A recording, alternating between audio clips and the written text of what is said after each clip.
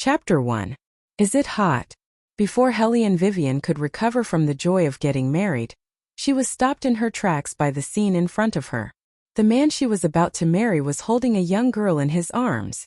That young girl was none other than her half-sister, Hellion Jiaoer. Hellion Jiaoer held the teacup. Her movements were very small as she shook her head. The crimson blush on her face was like an invisible ice needle, piercing Wei Wei's heart needle by needle. The unspeakable pain made Hellion Vivian take a big step forward. Hellion Jiaoer immediately shrunk her shoulders, her delicate little face showing fear. Her voice trembled as she called out, "Big sister, please listen to me. No need to explain." The man stood up. The side of his handsome face was indifferent. He lightly patted Hellion Jiaoer's shoulder and said in a low voice, "There's nothing to explain to this evil woman." Hellion Vivian's face suddenly turned white as she hurriedly took a step back. "Evil woman, haha, you called me an evil woman?" She waited bitterly for him for 7 years. And this was the result she was waiting for? "You know what you've done." His tone was ice-cold and ruthless as he looked at her with eyes full of disgust. "I originally thought that you were only young and didn't know any better, but now it seems that's not the case. Even Jiaoer, such a kind person, you can even lay your hands on her. Hellion Wei Wei, your rude and unreasonable behavior should also end." Hellion Jiaoer weakly pulled on the man's sleeve. "Lord, it is all Jiaoer's fault. Big sister loves you too much, that's why she treated Jiaoer like this. Jiaoer can bear it." She cried as she spoke, biting her thin lips, and her eyes were red, giving people a feeling of grievance. After seeing this scene, the man completely lost his patience. With a wave of his sleeve, he threw a piece of paper in Hellion Vivian's face. There were only 2 big words written on the paper. "Divorce letter." Hellion Vivian's hand suddenly trembled. Her eyes seemed to be stung by something, burning uncomfortably. However, the man didn't even look at her. He held Hellion Jiaoer and walked in the direction of the study, as if the person standing behind him was not a person, but an animal. "Haha. So young Master Murong is here to deliver the divorce letter. I was wondering why he specially came to the front hall." Hellion Mei, who always took pleasure in bullying Hellion Vivian, walked over and reached out her hand to Hellion Vivian's hand to take the divorce letter, her face full of schadenfreude. At this time, Hellion Jiaoer, who had sent the man away, had already returned. She looked at the words on the paper, turned around and threw the paper at Wei Wei's face. Her other hand grabbed Wei Wei's hair and pulled hard. "Aren't you usually very arrogant? Let's see if you can be arrogant again." Hellion Jiaoer, who was behind her, changed from her previous bashfulness. She pressed Hellion Vivian's head and fiercely slammed it against the table. "Now that you've been divorced by the heir, I want to see if you can still be so arrogant, slut. Sister Jiaoer, don't say so much to her. She's such a wishful-thinking slut who follows the heir around like a mangy dog. She should be properly taught a lesson. Let her know her place." "You're right," Hellion Jiaoer sneered. She directly reached out her hand and pressed Hellion Vivian into the water jar on the side. The water jar was full, and when it entered her nose, she felt a burst of discomfort. Hellion Vivian struggled to get rid of their restraint, but she was not strong enough. Her whole body slipped and fell into the jar. Hellion Jiaoer seemed to have not played enough. She grabbed Hellion Vivian's hair and lifted her up, then continued to press her down. "You dare to fight with me? Why don't you take a look at yourself first? The heir has been sick of you for a long time, but you're still pestering him. You're really shameless." Hellion Vivian felt a burst of pain where she was being held. It was burning as if her skin was peeling off. The ice-cold water choked into her mouth again and again. She coughed and struggled at the same time. She was in an extremely sorry state. Even her eyes were slowly losing their luster. Seeing this, Hellion Jiaoer's eyes turned and a sinister plan floated in her mind. "Younger sister, let's throw this woman into the river. Just say that she saw the divorce letter and couldn't think straight and jumped into the river to commit suicide." The 2 people's voices became more and more distant. Then there was a splash. A heavy object fell and the clear water filled her ears. Finally, she did not have to listen to those piercing sounds anymore. But she was unwilling. If someone could take back everything that belonged to her for her, she was willing to give up everything she had. Hellion Vivian's eyes could not focus as she looked at the dark sky. The tears overflowing from the corners of her eyes seemed to be knocking on a door that did not belong to this world. The pain spread throughout her body. The faint sound of crying pulled Hellion Vivian out of the darkness. She had just opened her eyes when she was stunned by the scene in front of her. There was a small bridge, flowing water, ancient pavilions, and winding corridors. There was a mama wearing an ancient costume kneeling beside her.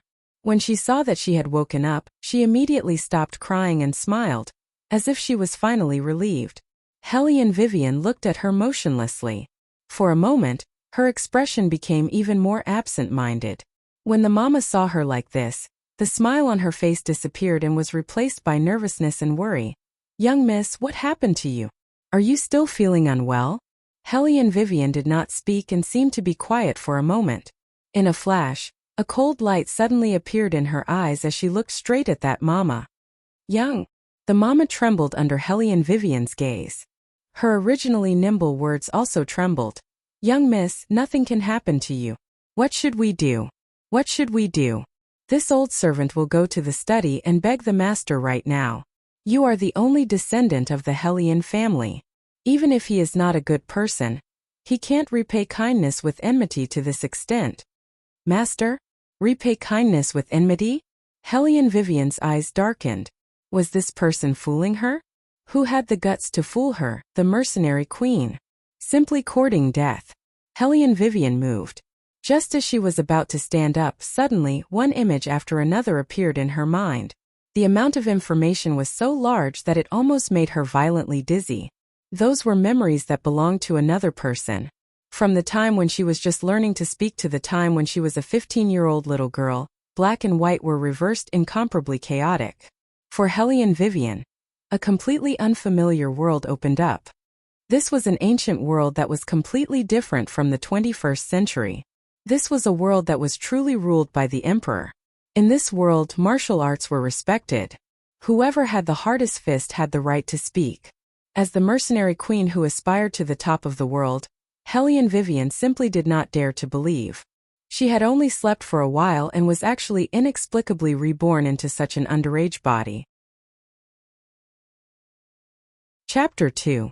What made Hellion Vivian not know whether to laugh or cry was that this was a dynasty without any historical records, War Dragon Empire. And the owner of her body was the eldest daughter of the Hellion family, one of the 4 great families of the War Dragon Empire, who had the same name as her. Originally, she had a very powerful identity and could walk sideways in the entire capital. However, after her biological father's grandfather passed away, he immediately married into the second branch. He had long forgotten the promise he made when he married into the Hellion family. He said that he would never disappoint her mother. Otherwise, he would be struck by lightning and die a horrible death. That second branch wept endlessly and told everyone that her mother's tolerance was small and couldn't tolerate her. However, that year, her mother's illness was so serious that she couldn't get out of bed. In the end, she died of depression. A generation of family property fell into the hands of an outsider. The original owner was young and couldn't distinguish between good and evil. Even more, she couldn't see through the deception in this big house. She felt that the second branch had never beaten or scolded her. It was for her own good. Little did she know that there was a most insidious method in this world: killing by flattery. After the second branch took over the rear house, they took care of her and turned her into an arrogant and willful eldest daughter who didn't know anything. They let her cause trouble. In the end, when others saw her, their first reaction was disgust. They disliked her temperament and even more disliked her dark face. They said that she was a toad who wanted to eat swan meat. Now she was afraid that even her marriage would fall on that half-sister of hers, because everyone thought that she, who was boorish and arrogant, bullied Hellion Jiao heir. It was really a good show of a scum father and a cheap daughter. If it weren't for her vicious stepmother and sister, she wouldn't have lost all her martial chi and become a love-struck trash that everyone disliked. Oh, love-struck. Trash? These 2 words had never belonged to her. "I'm fine." Hellion Vivian pulled the mama who wanted to leave. Her voice was hoarse and hid an invisible pressure. After so many years of experience, she had long been trained to be able to quickly calm down and think about the situation no matter where she was. Although the Hellion clan was currently occupied by someone else, That scumbag of a father wouldn't kill her because he wanted to maintain his own face in front of others. Otherwise, everyone would know that a dignified court official was actually ungrateful to the extent of not even leaving the Hellion clan's sole bloodline behind. On the contrary, because he was a hypocrite, there were many things that he could not do too much. Hellion Vivian knew that she, who had no martial chi, was a disgrace to the entire Hellion clan. That was why all those people had switched sides and stood on Hellion Jiaoer's side. She didn't even have the right to attend the clan meeting, which was open to everyone. How laughable. She was obviously the only descendant of the Hellion family. If it weren't for this, she would have died countless times already. It could be said that the current Hellion Vivian had no one to rely on. It seemed that she was in a very bad situation. Hellion Vivian curved her thin lips and narrowed her eyes as she analyzed her current situation. A good-for-nothing with no one to rely on. In addition to her stepmother and stepsister who were eyeing her covetously, it was simply terrible to the extreme. Since young Miss is fine, quickly get up. There are important guests in the residence. If young Miss is seen in this state by those young masters, I'm afraid that your reputation will. Before Lady May could finish her words, she heard a series of footsteps not far away, followed by Hellion Jiaoer's crying, I clearly remember that when I left, the jade was still in my hand. Why can't I find it? Elder sister, don't worry. When we left, that good-for-nothing was here. Now that the jade is gone, it must have been taken by her. Let's go and find her now. We can't let her bully you all the time. Hellion May said righteously. She turned around and led the other young ladies to the side of the river. She glared fiercely at Hellion Vivian. If it wasn't for the servant's report, she wouldn't have known that this good-for-nothing was so lucky. She couldn't even drown to death. The other young ladies also saw Hellion Vivian's miserable state. They all used their fans to cover their smiling lips and asked hypocritically, Hellion Vivian, what happened to you? How did you end up in such a miserable state? Even if the crown prince broke off the engagement, you didn't have to drown yourself. Being ridiculed and discussed by a large group of people, Wei Wei actually didn't have the slightest intention of getting up. On the contrary, her left leg slightly bent, extended her hand and swept her wet long hair behind her forehead. It was obviously an ordinary movement, but when she did it, it had an indescribable cool and arrogant air. She didn't even raise her eyebrows, only used a pair of deep and clear eyes to closely stare at Hellion Jiaoer. This is the result you want? Elder sister, what are you talking about? Jiaoer doesn't understand at all. Jiaoer only came to look for the jade pendant. Hellion Jiaoer pitifully bit her lips. Her beautiful eyes rippled with tears, as if she was wronged and about to cry. Hellion Vivian sneered in her heart. She was indeed an expert at acting. Everyone knew that in ancient times, chastity was more important than life. Hellion Wei Wei, whose engagement had been broken off, had already become the laughingstock of the entire capital. Now, unexpectedly, her entire body was dripping wet, and she was being watched by so many people. Such a big commotion would definitely alarm those young masters in the study room. Hellion Jiaoer didn't just want to snatch her engagement. What this woman wanted to do was to completely destroy her. Hellion Jiaoer felt guilty after being questioned by Hellion Vivian. Her eyes drifted away. When she raised her head again, she was already delicate and pitiful. She bit her red lips and said with tears in her voice, Elder sister, if you have any anger, just vent it out. Why do you have to wrongly accuse me? After speaking, Hellion Jiaoer sobbed and cried in Hellion May's arms. Hellion May's temper was very bad. She shouted loudly, there is no justice in this world. Using your status to bully us like this, Hellion Vivian, are you not afraid that the heavens will have eyes to take you away? Hearing this, when those rich young ladies looked at Wei Wei, their gazes carried obvious disdain, as if they were looking at smelly mud that couldn't be lifted up under their feet. They loathed her as much as they could. Hellion Vivian coldly curled her lips. Her eyes darkened as she crossed her arms and watched the sisters put on a show. Based on her experience, this matter wouldn't end so easily. Sure enough, before the surrounding voices could finish, Hellion Jiaoer exclaimed loudly, Elder sister, what is that shiny thing on your body? It can't be a jade pendant, right? Almost at the same time, Hellion May pretended to shout loudly. Her voice was full of contempt. I told you that she took it. Hellion Vivian. You clearly know that it is second sister's jade pendant, yet you secretly hid it. This is stealing. See if I don't strip you." After Hellion May finished speaking, she bared her fangs and brandished her claws as she pounced over. However, before she could touch Hellion Vivian's sleeve, a loud slap was heard. The crisp slap didn't drag and nimbly stopped her in her tracks. Chapter 3. Hellion May covered her left cheek and looked at the person who hit her in disbelief. She was so angry that she almost went crazy. "You slut! How dare you hit me, you slap!" Another sharp and clear sound rang out. Hellion Vivian's clothes fluttered in the wind. Her thin lips curved slightly, and even when she spoke, there was a cold smile. "Sister." Everyone was stunned. Everything happened too quickly. They didn't even have time to react. At that moment they didn't even know who Hellion Vivian was calling. Wei Wei lightly smiled as she met Hellion May's astonished gaze. She lightly blew on her fingertips and opened her mouth with a smile. "Younger sister, you can go out and ask around. In this Seijo city, which family's concubine's daughter from outside the family dares to question eldest sister? If you don't want to live, say it earlier."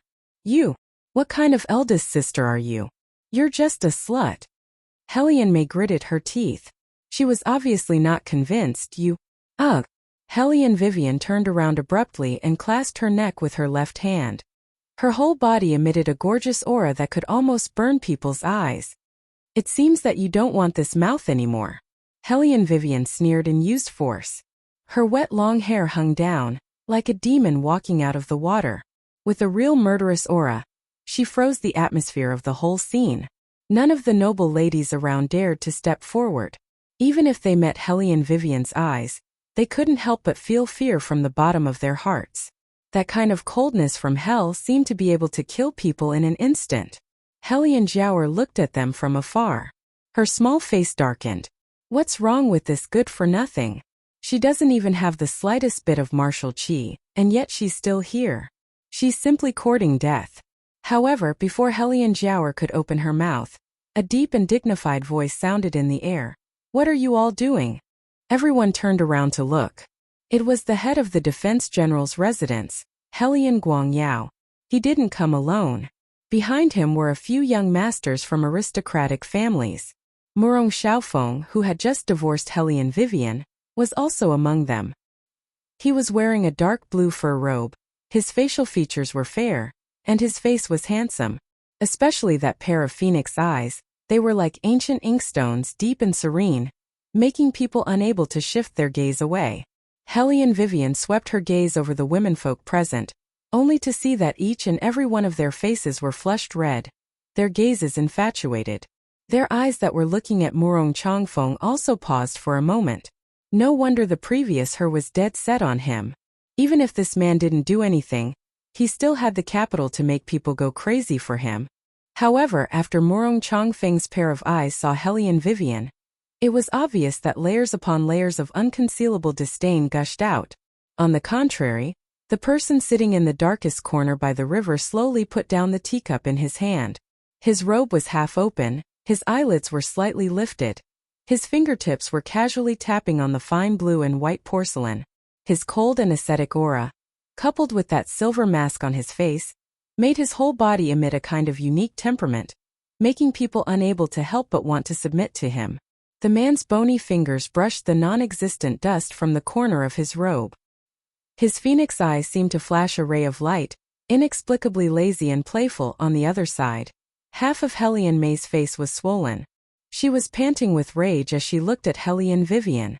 Hellion Jiaoer's eyes were slightly red, with an appearance of being wronged. Hellion Guangyao's most beloved daughter was Hellion Jiaoer. At this time, seeing that she was wronged, his pair of black eyes became completely cold. Carrying an ice-cold sharpness, he swept a glance at Hellion Vivian, with obvious disgust and severity. "What the hell is going on, father?" Hellion May covered her own face and fiercely said, "Second sister lost her jade. Just now, only eldest sister was at the riverside. Clearly, she was the one who secretly hid the jade, but still wasn't willing to hand it over. She even hit me." Hellion Jiaoer pretended to pull her and shook her head. "Third sister, don't say anymore. It's just a jade pendant. If eldest sister likes it, then just give it to her. It's just that I've let father's painstaking efforts down. That jade pendant was brought back by father from the western regions. I can't bear to wear it on normal days. I hope eldest sister will treat this jade pendant well and wipe it from time to time. As for your face, second sister will apply some ointment when we get back. We can't afford to offend eldest sister. The more she said, the angrier Hellion Guangyao became. For so many years, he had been tolerating Hellion Vivian's arrogance and willfulness. To Hellion Guangyao, Hellion Vivian was a disgrace that he didn't even want to mention. It was because of this good-for-nothing that he was constantly reminded that he was a son-in-law who married into the Hellion family. Now this stain actually dared to bully his beloved daughter like this.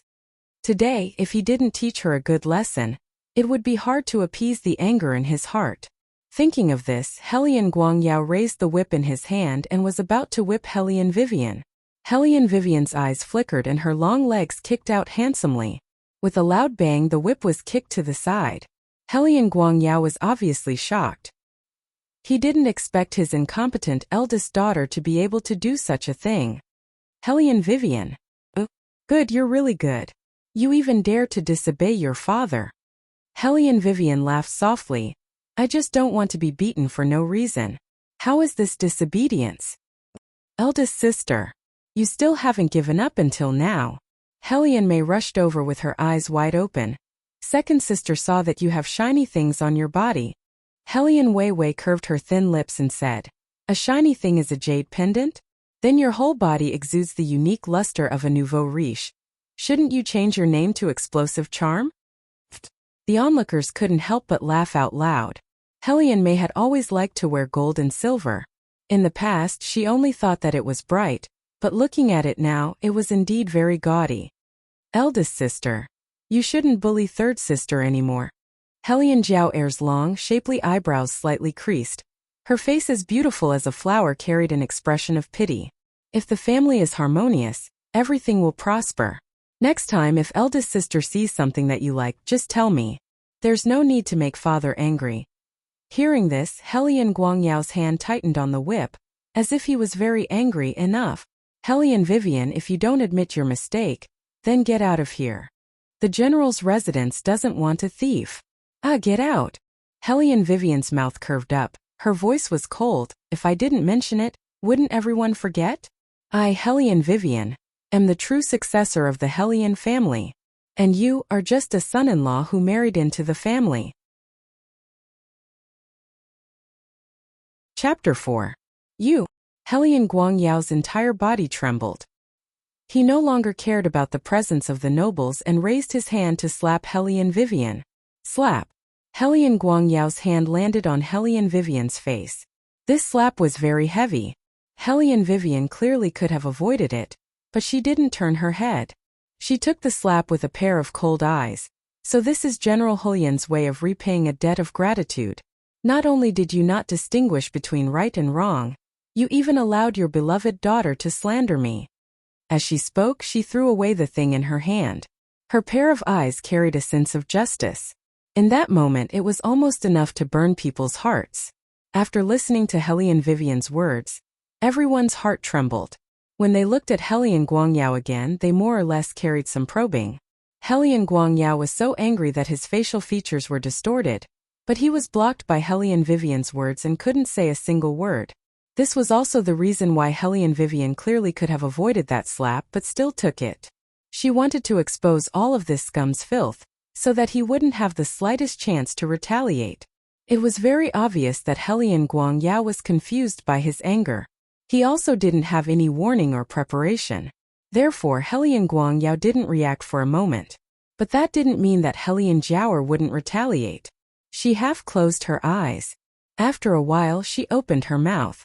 Her voice was sweet and soft, but there was a hidden needle in the silk. Since eldest sister insists that you were wronged, it would be better to let the servants check and give eldest sister justice. Hearing this, everyone nodded incessantly. Second Miss Hellion was really kind. At this kind of time, she didn't forget to give people a way out. However, Hellion Wei Wei saw through the viciousness in her eyes with a single glance. What a nice way to put it. Give her justice? She was simply using different ways to humiliate her. Now that her whole body was drenched and she was touched by a few big men, how was she going to live in the future? It seems that younger sister wants to push me into the fire pit? Helian Jiaor lowered her head. Jiaor wants eldest sister to be innocent. Since eldest sister insists that she was wronged, she shouldn't be afraid of being investigated. What if you can't find what you want? Helian Vivian's tone was cold.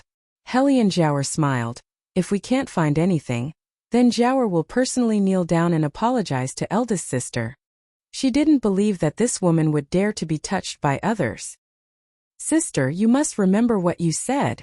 Helian Vivian curled her lips into a smile like a queen walking out from the flames of war. There's no need to search. I'll search for it myself. With that, she untied the belt of her outer robe with a swish. Then, with a shake of her hand, her robe instantly turned inside out. Left, and right, everything was open and spacious. There wasn't anything sparkling, and there wasn't even a good jade pendant. Everyone instantly sucked in a deep breath.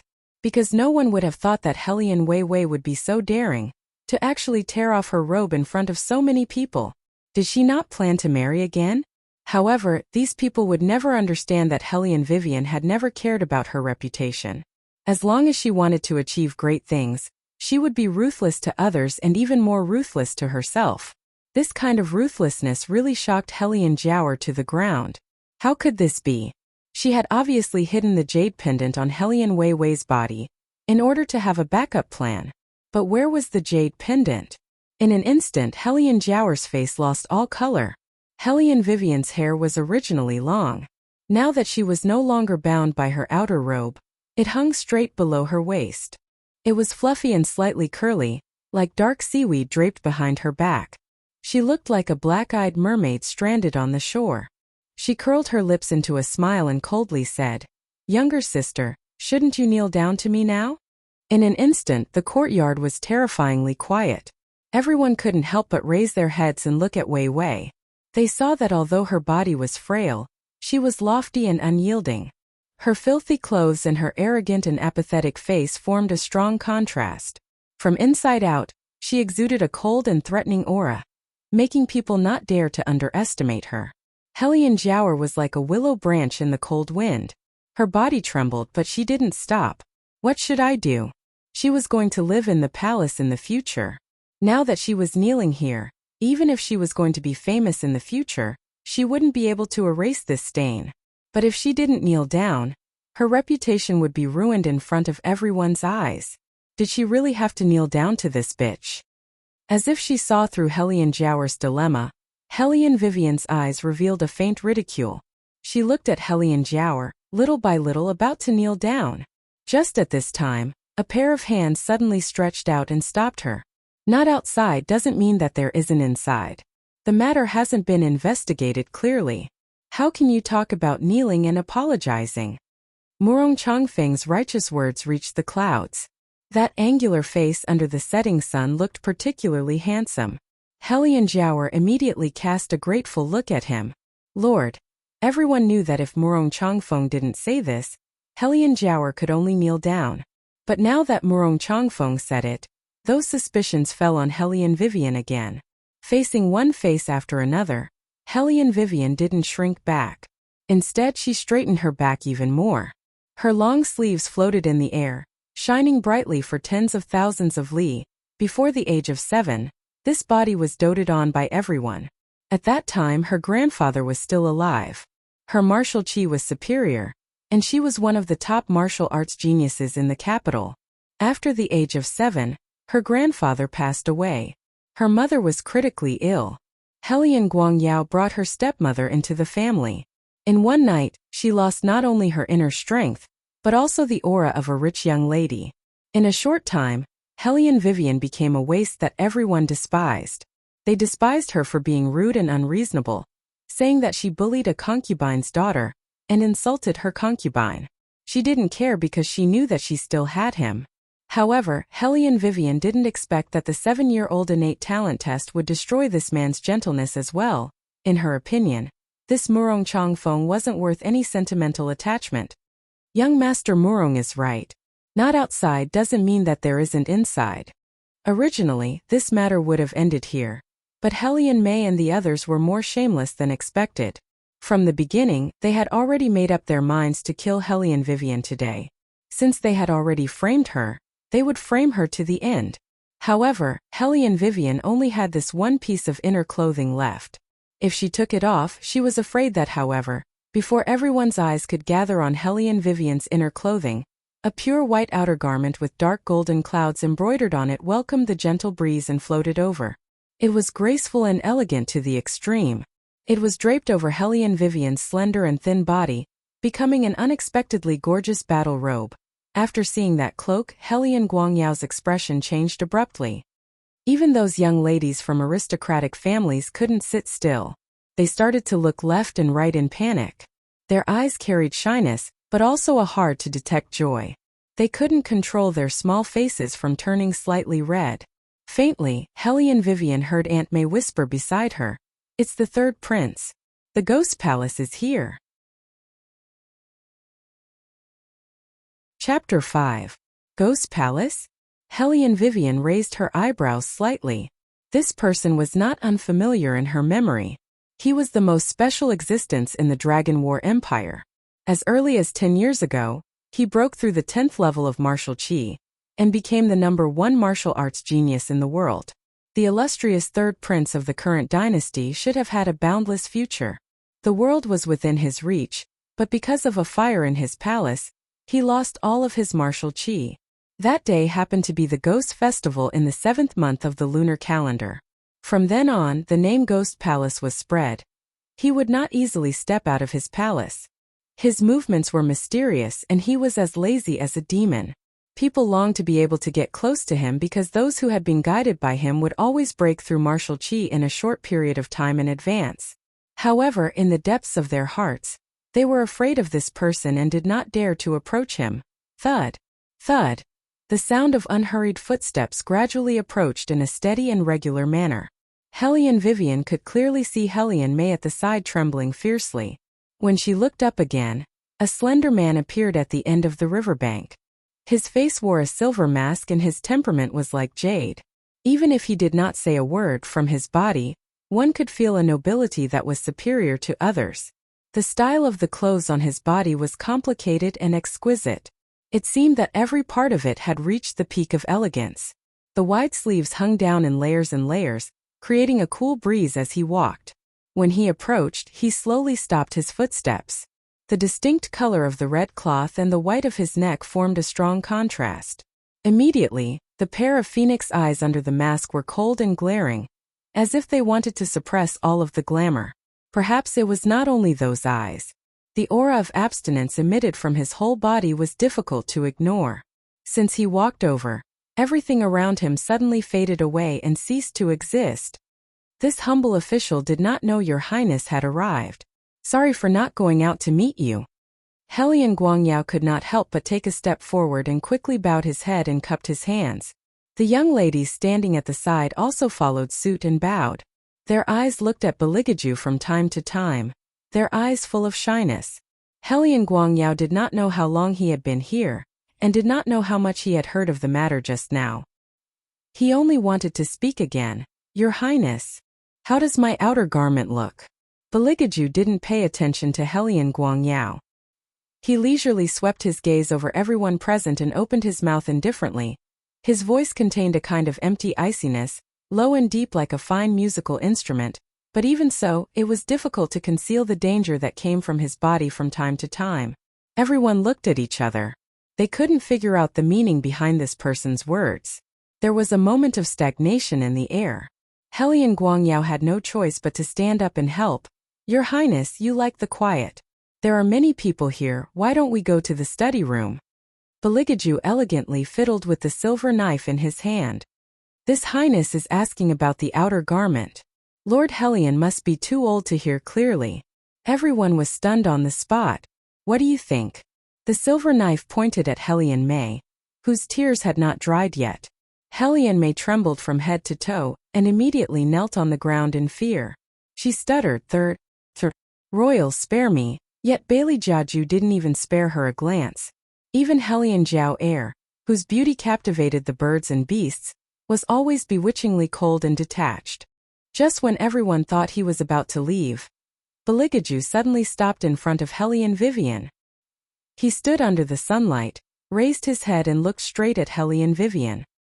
His dark pupils were wild and arrogant, directly reflecting in Hellion Vivian's eyes. "What do you think, miss?" Lady May pulled Hellion Vivian's sleeve worriedly, afraid that she would be impulsive and offend this man who was not to be trifled with. Hellion Vivian didn't care at all, the corners of her mouth slightly raised with a smile. "Not bad, it's quite warm when I wear it." "Is that so?" Beligaju asked her casually. Without any warning, he pinched Hellion Vivian's chin and looked at her dark little face. His voice carried a dangerous evilness. "You're not bad either." Everyone was in an uproar, especially Hellion Jower who was standing at the side. She clenched her hands tightly, her eyes filled with sinister jealousy. Hellion Vivian raised her eyebrows. To be honest, this man in front of her, no matter whether it was his actions or his posture, he exuded an elegance that women were infatuated with. However, the only problem was, the target of his bewitchment was her. Hellion Vivian didn't take a step back, nor did she have the slightest bit of fear. She only smiled lightly, her clear eyes looking straight at Beligaju. She looked at him from top to bottom, as if she was looking at a product. Then she imitated the man's actions and pinched his chin in an even more seductive manner. She lazily replied, "You look like you're still lacking a little." Damn it, this silver mask was hard and cold in her hand. It wasn't fun at all. This man still wore it all day. If he wasn't too ugly, then he was a clean freak. Hellion Vivian cursed in her heart, but there wasn't the slightest change in her delicate face. She had the aura of a hedonist that couldn't be blown away. Lady May had just regained her senses from Beligaju's unexpected actions when she heard her young Miss' unique provocation. She couldn't help but feel annoyed. What time was it now? Young Miss was still joking. Did she know who the man standing in front of her was? Beligaju looked at Hellion Vivian. His long and narrow eyes slowly narrowed at that moment. The mist from the lake seemed to have spread into his eyes. The black coldness engulfed the entire area, oppressing everyone's nerves. In the dark, countless followers broke out in cold sweat, trembling with fear. They didn't even dare to breathe loudly. This was because they weren't sure how angry their master would be next. Would he take Hellion Vivian's life? Or would he simply dye the entire Defense Division residents with blood? The former they could still consider. After all, in the past, there was a beauty who recklessly climbed onto their master's dragon bed. With a wave of his hand, he sent her directly to the military camp. The latter master, calm down, calm down. No matter what, this is still the Defense Division residents, Old Man Hulian's territory. If the Emperor knew that you destroyed the Defense Division residents, he would come after us. Chapter 6. Beligaju slightly narrowed his eyes. He had lived for so many years, but this was the first time in his life that he was being teased. Recalling the fear and flattery people had towards him in the past, Beligaju lightly frowned. When there was a comparison, there would be a distinction between superiority and inferiority. At this moment, this reckless little thing clearly had the air of a general compared to those women. Of course, it was also very reckless. The Hellion Jower at the side rolled her eyes and gently said, "Your Highness, please calm down. Big Sister didn't mean to make you angry. I'm sure Your Highness has also heard rumors about Big Sister. Her reputation is quite bold." The word bold was used here and everyone knew what it meant. All the young ladies had always felt that the things Hellion Vivian did were shameful. Now their eyes were filled with contempt. When Beligaju heard this, his thin lips curled up. It was difficult to tell whether he was happy or angry. When the Hellion Jower saw this, she shyly lowered her head. As one of the most beautiful and talented people in the Dragon War Empire, she believed that no man could escape from her. Now that she was able to catch the attention of her sweetheart, she was naturally happy. Beligaju looked at her and the smile on his face deepened. However, the more beautiful that smile was, the more the ridicule in his eyes was. The Hellion Jower still didn't know anything. She was still fantasizing that he would turn around and talk to her. Beligaju retracted his gaze and used his ivory-white fingers to raise Hellion Vivian's chin a little. In that position, he slightly lowered his eyes, as if he was kissing her. How could this be? Didn't he hear what she said? That slut was not acceptable at all. The Hellion Jiaoer was crazy with jealousy. The handkerchief in her hand was fiercely crushed by her hand. However, Beligaju turned a blind eye to all of this. He suddenly suppressed his breath and moved very close to her. He was so close that Hellion Vivian could smell the faint sandalwood fragrance on his body, mixed with the unfamiliar coldness of a man, and an indescribable smell of gunpowder that choked her nose. Woman, remember, you were the one who provoked me first. These kind of threatening words were practically whispered into her ear. Wei Wei creased her eyebrows and hugged the blood-red cloak on her body. She watched the man's back as he flicked his sleeves and left. Her eyes slightly flashed. Beligaju slowly walked out of the pear garden, surrounded by the stars. His pure inner garment was stained by the setting sun, bringing out an unexpected demonic aura. Even though he had left, the remaining pressure was still there. After a while, Lady May let out a heavy sigh of relief. Miss, how dare you speak to Ghost Palace like that? I'm in a rush. Hellion Vivian stretched lazily and said calmly, Aunt May, let's go back. Lady May hesitated. But the wound on Mrs. Forehead. Don't worry, I won't suffer this injury for nothing. Hellion Vivian coldly blew away her bangs. Right now, she had just arrived on this continent and hadn't completely tidied up yet. Wait until later. She will definitely make the people who slandered her pay with blood. After respectfully sending off Beligaju, Hellion Guangyao turned his head and saw his eldest daughter leaving. He faintly felt a bit uncertain in his heart. Was this the bearing that his good-for-nothing daughter should have? However, Hellion Guangyao, who had never put Hellion Vivian in his eyes, didn't think too much about it. Instead, he first observed Murong Chongfeng's expression. Murong Chongfeng was obviously somewhat absent-minded. He looked at the direction that Hellion Vivian left in, not knowing what he was thinking. Master, what kind of trick is this Miss Hellion playing? Cixi, who was standing beside Murong Chongfeng, couldn't help but open his mouth. His tone was full of disbelief, and even his eyes were wide open. In the past, whenever that debauchee saw Master, she would always rush forward. How come this time she didn't even look at Master and left? What do you think? Murong Chongfeng retracted his gaze from Hellion Vivian. His tone was neither light nor light. Cixi coldly humphed. She previously pestered Master so tightly, now she's doing the opposite. She's clearly loosening the reins only to grasp them better. Hearing what was said, Murong Chongfeng no longer spoke. His handsome face carried a deep sense of disgust. When Hellion Guangyao saw this, he laughed loudly and said, Lord shouldn't mind this old official's disappointing daughter. Actually, Jiao Er's matter still needs to trouble Lord Murong. Murong Chongfeng glanced at Hellion Jiaoer and saw her shyly lower her eyes. The corners of his mouth hooked up into a smile. General Hellion, rest assured. Jiao Er is now a member of White Academy. Relying on her martial chi cultivation, as long as she can win in White Academy's annual martial arts competition, at that time I will naturally introduce her to Master and see whether or not she has the opportunity to become an armament master. Armament? Hellion Jiaoer's breath tightened, her small face shining. Martial cultivation was the dream of every martial artist. Possessing a suitable martial cultivation would increase one's battle prowess by 100-fold. However, the number of martial cultivators who were able to create armaments was very few. This was because armaments were not like those ordinary weapons. Only when one's cultivation had reached a certain level, and also possessed the talent to dismantle weapons, could one become a martial cultivator. If she could have a master to guide her. Hellion Jiaoer raised her eyes. During last year's martial chi test, Lord Murong was also present. Among the martial artists of Jiao Er's age, there are very few who can compete with me. Jiao Er will definitely win. Hellion Guangyao nodded and stroked his beard. He was immensely proud of having the champion in his arms. On the other side, after Hellion Vivian returned to her residence, she did not immediately return to her room. Instead, she looked at the courtyard not far away and narrowed her eyes. Ever since her mother passed away, this place seemed to have been abandoned. It was obviously the best direction. Warm in the winter and cool in the summer, and planted with red flowers. How many years had it been? Yet it was firmly locked up by heavy iron locks. It was time to let it see the light of day again. Hellion Vivian pulled out the white jade key from around her neck, and opened the lock with a click.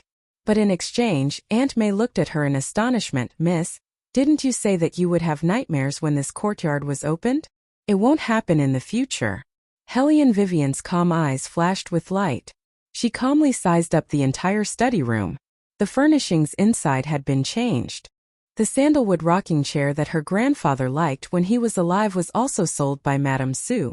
The current Helene residence was no longer people and no longer objects. Helene Vivian stood alone in the ancient and empty study room. Her fingers slowly slid across the bookshelf, her eyes cold. This place must have been searched by someone. The furnishings in the room were very messy, but it wasn't that obvious. The orderly appearance made it seem as if it had been disrupted and then restored. If it wasn't Wei Wei but anyone else, it was very likely that they wouldn't be able to detect it. Because this kind of subtle detail could only be seen through by someone with rich experience. Helene Vivian's fingers stopped on a very old book. She did not know which era this book was handwritten, but there were many words that she could not understand. As soon as Helene Wei Wei opened it, the wooden window started to shake violently, as if something was about to break through the ground outside the door. Chapter 7. Helene Vivian abruptly turned her head around and saw that the dense sunlight in front of her was reflecting multicolored rays of light. Because the rays of light were too sharp, it made it impossible for her to see clearly what was standing there. Just when she focused her gaze, she saw a waterfall-like silvery light. In contrast, that person was wearing a black ancient robe that carried a dense demonic aura. His exposed chest was clearly defined and filled with coldness. And at this moment, that person raised his head to accept the baptism of the twilight. He looked up to the sky and let out a long breath. Soon after, he started laughing loudly. That laughter was filled with excitement and longing for the world. Helene Vivian wrinkled her brows. Her first reaction was, "This person is not a human." Finally, that person retracted that arrogant laughter and turned around to look at Helene Vivian. The corner of his mouth that was stained with blood slowly raised. His sharp white teeth could be vaguely seen as he asked, "Are you the one who released this overlord? Clearly, other than you and me, there isn't a third person here." Helene Wei Wei closed the ancient book in her hand, crossed her slender legs, leaned back and casually leaned against the back of the chair, forming a unique style of surly handsomeness. The man raised his brows. "You don't seem to be afraid of me at all?" Helene Vivian originally wanted to reply that it was because of his good looks. However, she saw that the man's complexion suddenly changed. It was as if there was some kind of mark that entered his bone marrow along his blood vessels.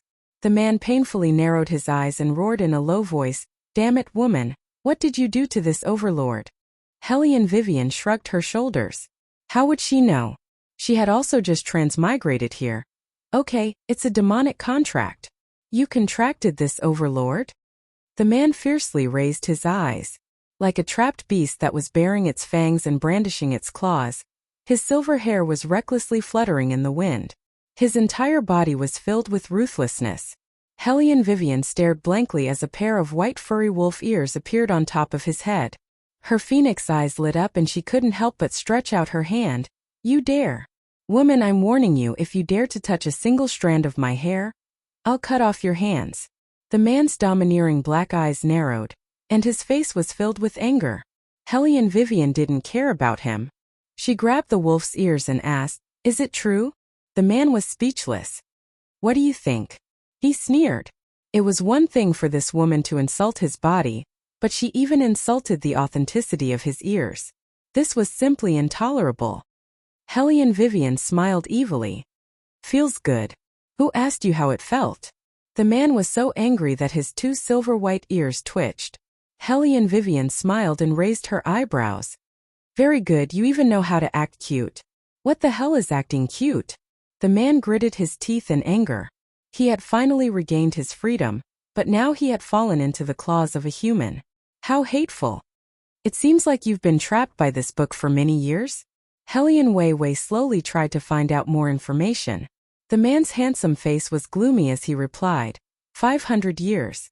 "Otherwise, do you think you can contract me so easily with your ability? You can also leave."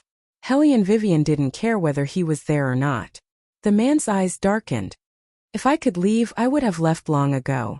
Once a contract is established, I must stay by the contractor's side. Furthermore, the contractor can't disobey the contractor until the contractor completes his wish. Otherwise, his primordial spirit will be destroyed, and he will never be able to reincarnate. In other words, the current me is already your master. Hellion Weiwei held the armrest of the chair with one hand and slowly stood up from the wooden chair. At that moment, she was no longer gentle and smiling. Her back was straight and arrogant to the extreme. Light and darkness converged on this woman's body. She was obviously so frail and thin. Yet in that split second, she burst forth with the feeling of someone who was the master of the world and was the only one in the world. This made the man's evil eyes slowly widen. In the end, he curled up the corner of his mouth with interest. This human is a bit interesting. You can understand it that way. Suddenly, the man laughed. His domineering eyes flashed with an inconspicuous light.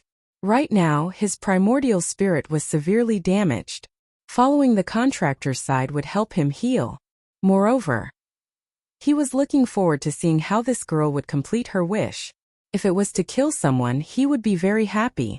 The man lightly licked his thin lips. There was actually a kind of evil aura. Hellion Vivian casually flipped through the ancient book in her hand.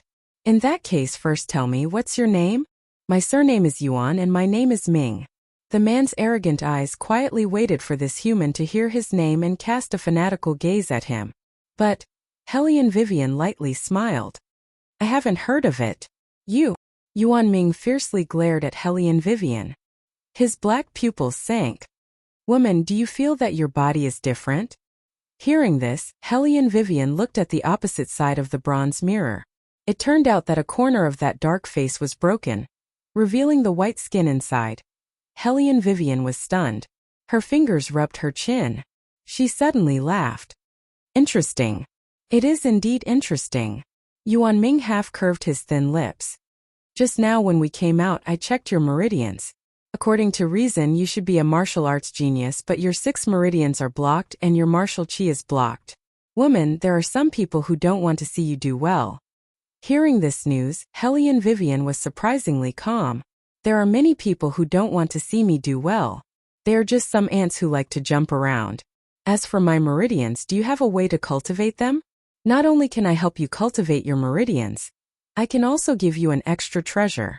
Now I will remove all the poison in your body. You will regain the strength to cultivate. Following Yuan Ming's arrogant voice that sounded beside Hellion Vivian's ears, Hellion Vivian suddenly felt an overwhelming pain in her 4 limbs. She didn't even have time to ask more before she fell into darkness. When she opened her eyes again, the sky outside was already bright. If it wasn't for the thin layer of sweat on her forehead, Hellion Vivian would have thought that everything was a dream. However, Hellion Vivian knew that it wasn't a dream. The ancient book flipped to a fixed position, and lines of blood words appeared. The contract is established. Life and death will not change.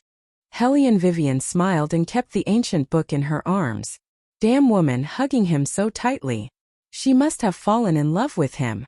Yuan Ming thought awkwardly. He coldly snorted twice and hid in the ancient book. Falling into a deep sleep, Hellion Vivian slept in the desolate courtyard for a night. Lady May was naturally worried, but what made her even more anxious was that she received a letter from the White Academy. Hellion Vivian, female, 16 years old, low-level martial chi, poor physical aptitude, barely passing in theory. Due to absence for many years, I hereby warn you that if you don't complete the admission procedures in time, the White Academy will completely revoke your admission qualifications in 10 days. Hellion Vivian looked at the inexplicable letter in front of her.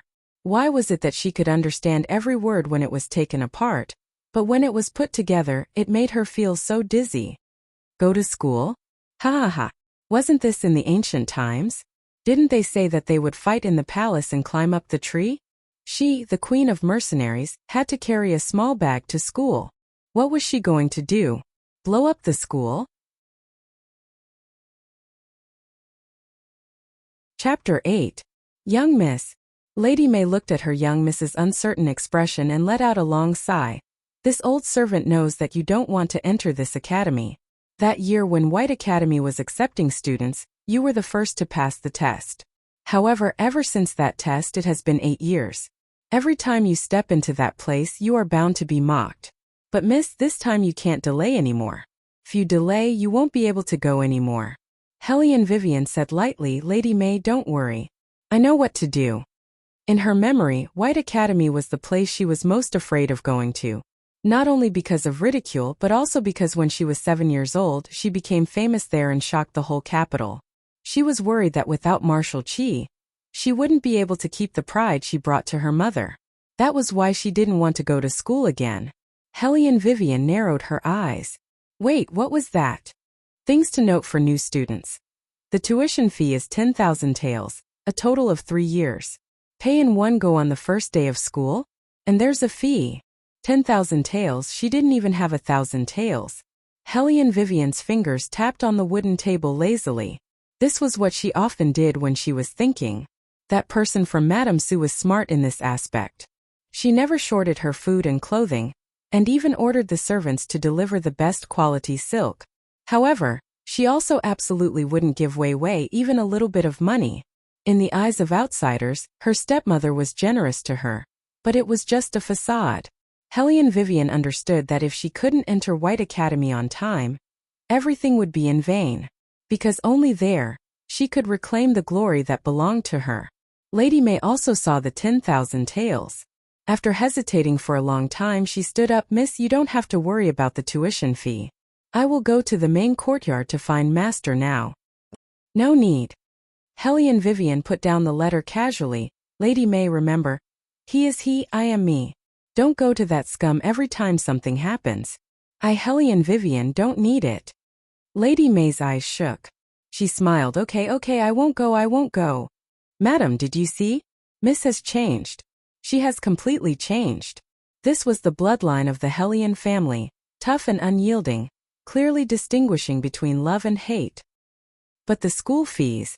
Lady May was still worried. Speaking of which, those who were able to enter the White Academy were all the heirs of the Dragon War Empire's wealthiest and most influential families, so these 10,000 taels were just a piece of cake for them. But to the current Lady May, she didn't have enough money even if she wanted to. Hellion Vivian stood up. Her black eyes were filled with an evil smile. I have my ways. Lady May wanted to ask, what can you do? However, when she saw the smile on Hellion Vivian's face, she swallowed her words. Although she knew it was impossible, she still hoped that perhaps Miss really had a good idea. Noon War Dragon Imperial City. Endless streams of horses and carriages filled the area. Hellion Wei Wei lazily walked on the bluestone path, listening to the hawkers' cries along the way. Only then did she truly realize that she had indeed arrived at an ancient dynasty. Hey woman, you've already walked for so long, aren't you tired? Yuan Ming, who was hidden in the ancient book, opened his mouth. His voice was as arrogant as usual. Hellion Vivian ignored him. Yuan Ming heavily snorted. Wait until he recovered his strength. The first thing he would do was to properly teach this woman a lesson. Too impudent, not cute at all. Hey, did you guys hear? The Phoenix Pavilion is gathering armament masters. The winner will get 100,000 taels of silver. This is an opportunity that only comes around once every few years. I haven't seen an armament master yet. 100,000 taels of silver? Hellion Vivian heard this and stopped in her tracks. Her eyes slightly narrowed, and her thin lips curved into a smile. It was really a case of wearing out iron shoes in a fruitless search, only to find it by chance. She just so happened to be lacking in money, so why not go and see if this gathering could earn her some money? Forget about the armament masters, they're usually very old. There's no point in looking at them. Hellion Vivian chuckled to herself as she walked. When Yuan Ming heard this, he almost spat out a mouthful of old blood. When others heard the 3 words armament master, they would think about whether or not they could get a suitable armament for themselves. She was great, only caring about whether or not they looked good. Woman, can you be a bit more serious? If she continued to be so lazy, when would he be able to recover his strength? Hellion Vivian innocently said, I'm very serious. What part of you are serious? Yuan Ming said weakly. Hellion Vivian raised her eyebrows. I'm serious about earning my school fees. School fees? What kind of plaything was that? Was it more important than obtaining a good armament? He really couldn't understand what this woman was thinking. Yuan Ming's ears were perked up. and his eyes were wide open. Hellion Vivian was all smiles as she turned around the long corridor in Old Bridge and found the legendary Phoenix building. The scale of the scene was much larger than what she had imagined. It could be said to be a sea of people. Her body's memory also told Hellion Vivian all the information related to the armament master. In the Dragon War Empire, there were very few elite armament masters. Even though many people's martial chi had reached a certain level, they didn't know how to disassemble and assemble it, so they still couldn't create an armament. In this way, it would be extremely difficult for martial artists to obtain a suitable armament for themselves. Since ancient times, the rarer something is, the more valuable it is. Therefore, it wasn't strange that so many people came to watch the armament master selection. You guys, look who that is. Hellion Vivian? Why did she come? What? That trash also came? What did she come for? I saw her grades in the academy, the worst of the worst. Maybe this time, her qualifications to enter the academy will be revoked by the dean. Yet she still has the mood to stroll around. She's really broad-minded. Not only is she broad-minded, I think she's simply too thick-skinned. She didn't properly stay at home after the engagement was broken off, but came out to throw away her face. As people talked, they looked at Hellion Vivian. Their gazes carried obvious ridicule. Hellion Vivian actually didn't expect to meet her classmates here. Her thin lips curved upwards, bringing out traces of coldness. Yuan Ming excitedly rubbed his hands. Are we going to fight? This senior hasn't tasted blood for a long time. Yuan Ming, I'll remind you again, we're here to earn money, not to fight.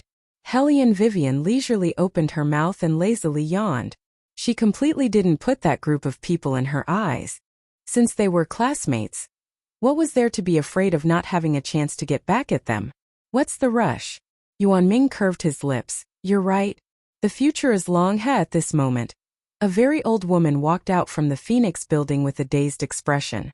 Could be seen how difficult this test was. However, the Phoenix building was more humane. The process and results of the test would be kept secret. Therefore, whether or not one failed, as long as one was steady, others wouldn't know. Who else wants to sign up? The manager looked around.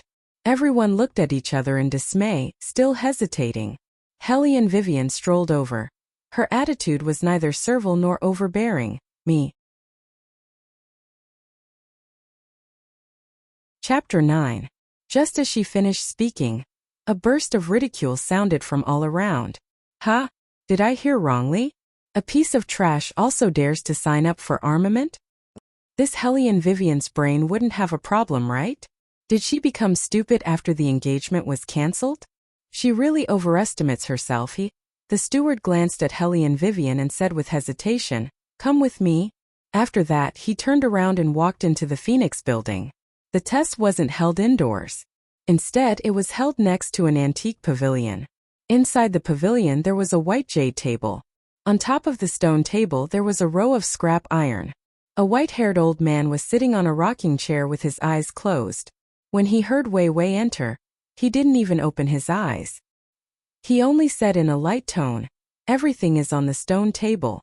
The test will last for half an hour. You can do as you see fit." From the morning until now, there wasn't a single good seedling. The old man was obviously disappointed and even lost interest in the next test. Hellion Wei Wei swept a glance over those scrap iron on the stone table. A light suddenly flashed in her eyes, as if something streaked across her smiling eyes. Yuan Ming looked at her curiously. What's wrong with this woman? Why is she so excited all of a sudden? Hellion Vivian only smiled and walked to the front of the stone table. She wasn't in a hurry and even seemed a little sluggish. This made the steward who was standing to the side furrow his thick eyebrows. The old man didn't mind. After all, not many people could succeed in half an hour. He was too whimsical. He shouldn't have held the assembly here. Finally, Hellion Vivian moved. She was like an outstanding conductor. With a wave of her long sleeves, she first tied her long hair into a neat ponytail. Then she rolled up her sleeves and looked down. Her left hand disassembled and her right hand reassembled. Her fingers were very nimble and very rhythmic. Those scrap iron in her hand seemed to have been played with. Gotcha! After one section was completed, she unhurriedly picked up the second piece of scrap iron. The old man's expression didn't change. But what surprised the steward was that he actually opened his eyes and looked over seriously. Hellion Vivian crossed her hands and casually cracked her knuckles. Multitasking, she asked, if I win, will I get the 100,000 taels of silver? Ah? The steward didn't expect to hear such a question and couldn't react for a moment. Hellion Vivian frowned and stopped what she was doing. No reward. Then what was the point of playing with these things? Continue. The old man spoke in a deep voice. His eyes glowed as he looked at Hellion Vivian. Little girl, let me see how fast you can be. Hellion Vivian curled her thin lips and said with a smile, then give me the money first. Silver? What silver? It wasn't easy for the old man to find a good seedling, but in the end, this girl kept talking about money with him. He was so anxious that his beard was blown up. The steward had an awkward expression. It's the prize from the Phoenix restaurant. Whoever wins will get it. I'll go and prepare it now. Little girl, you heard it. Can we continue now? The old man couldn't be blamed for being so impatient. He wanted to take a closer look to see if he was hallucinating. Yes. Hellion Vivian moved her neck and looked very handsome. This time she didn't have the laziness from the previous time. Her sharp phoenix eyes looked up and her fingers tapped on the scrap iron as she concentrated on assembling. No one knew that for her reborn self, disassembling weapons was nothing more than the most common of everyday activities. She could successfully disassemble a K4 within 10 seconds with her eyes closed. Then she would use another 10 seconds to assemble all the scattered parts back together. She was very familiar with these pieces of scrap iron that were made of an unknown material but had perfect curves. In the 21st century, she played with them every day. She didn't expect that in ancient times, there would also be disassembly and assembly. How could Hellion Wei not be itching to play with them? Gotcha! The second piece was also completed. Moreover, it was successfully fastened with the first piece. The steward opened his eyes wide and looked in the direction of the old man. The old man gripped the teacup in his hand and pressed his hand on the rocking chair, as if he wanted to stand up. Gotcha! Gotcha! The third piece. The steward excitedly straightened his neck. Hellion Vivian wasn't affected by the surrounding environment at all. Her hand speed was very fast. It was so fast that it made people dizzy. It could even be said that if they blinked, they would miss her movements. At that moment, the steward only felt that the pair of hands in front of him was unusually slender and beautiful.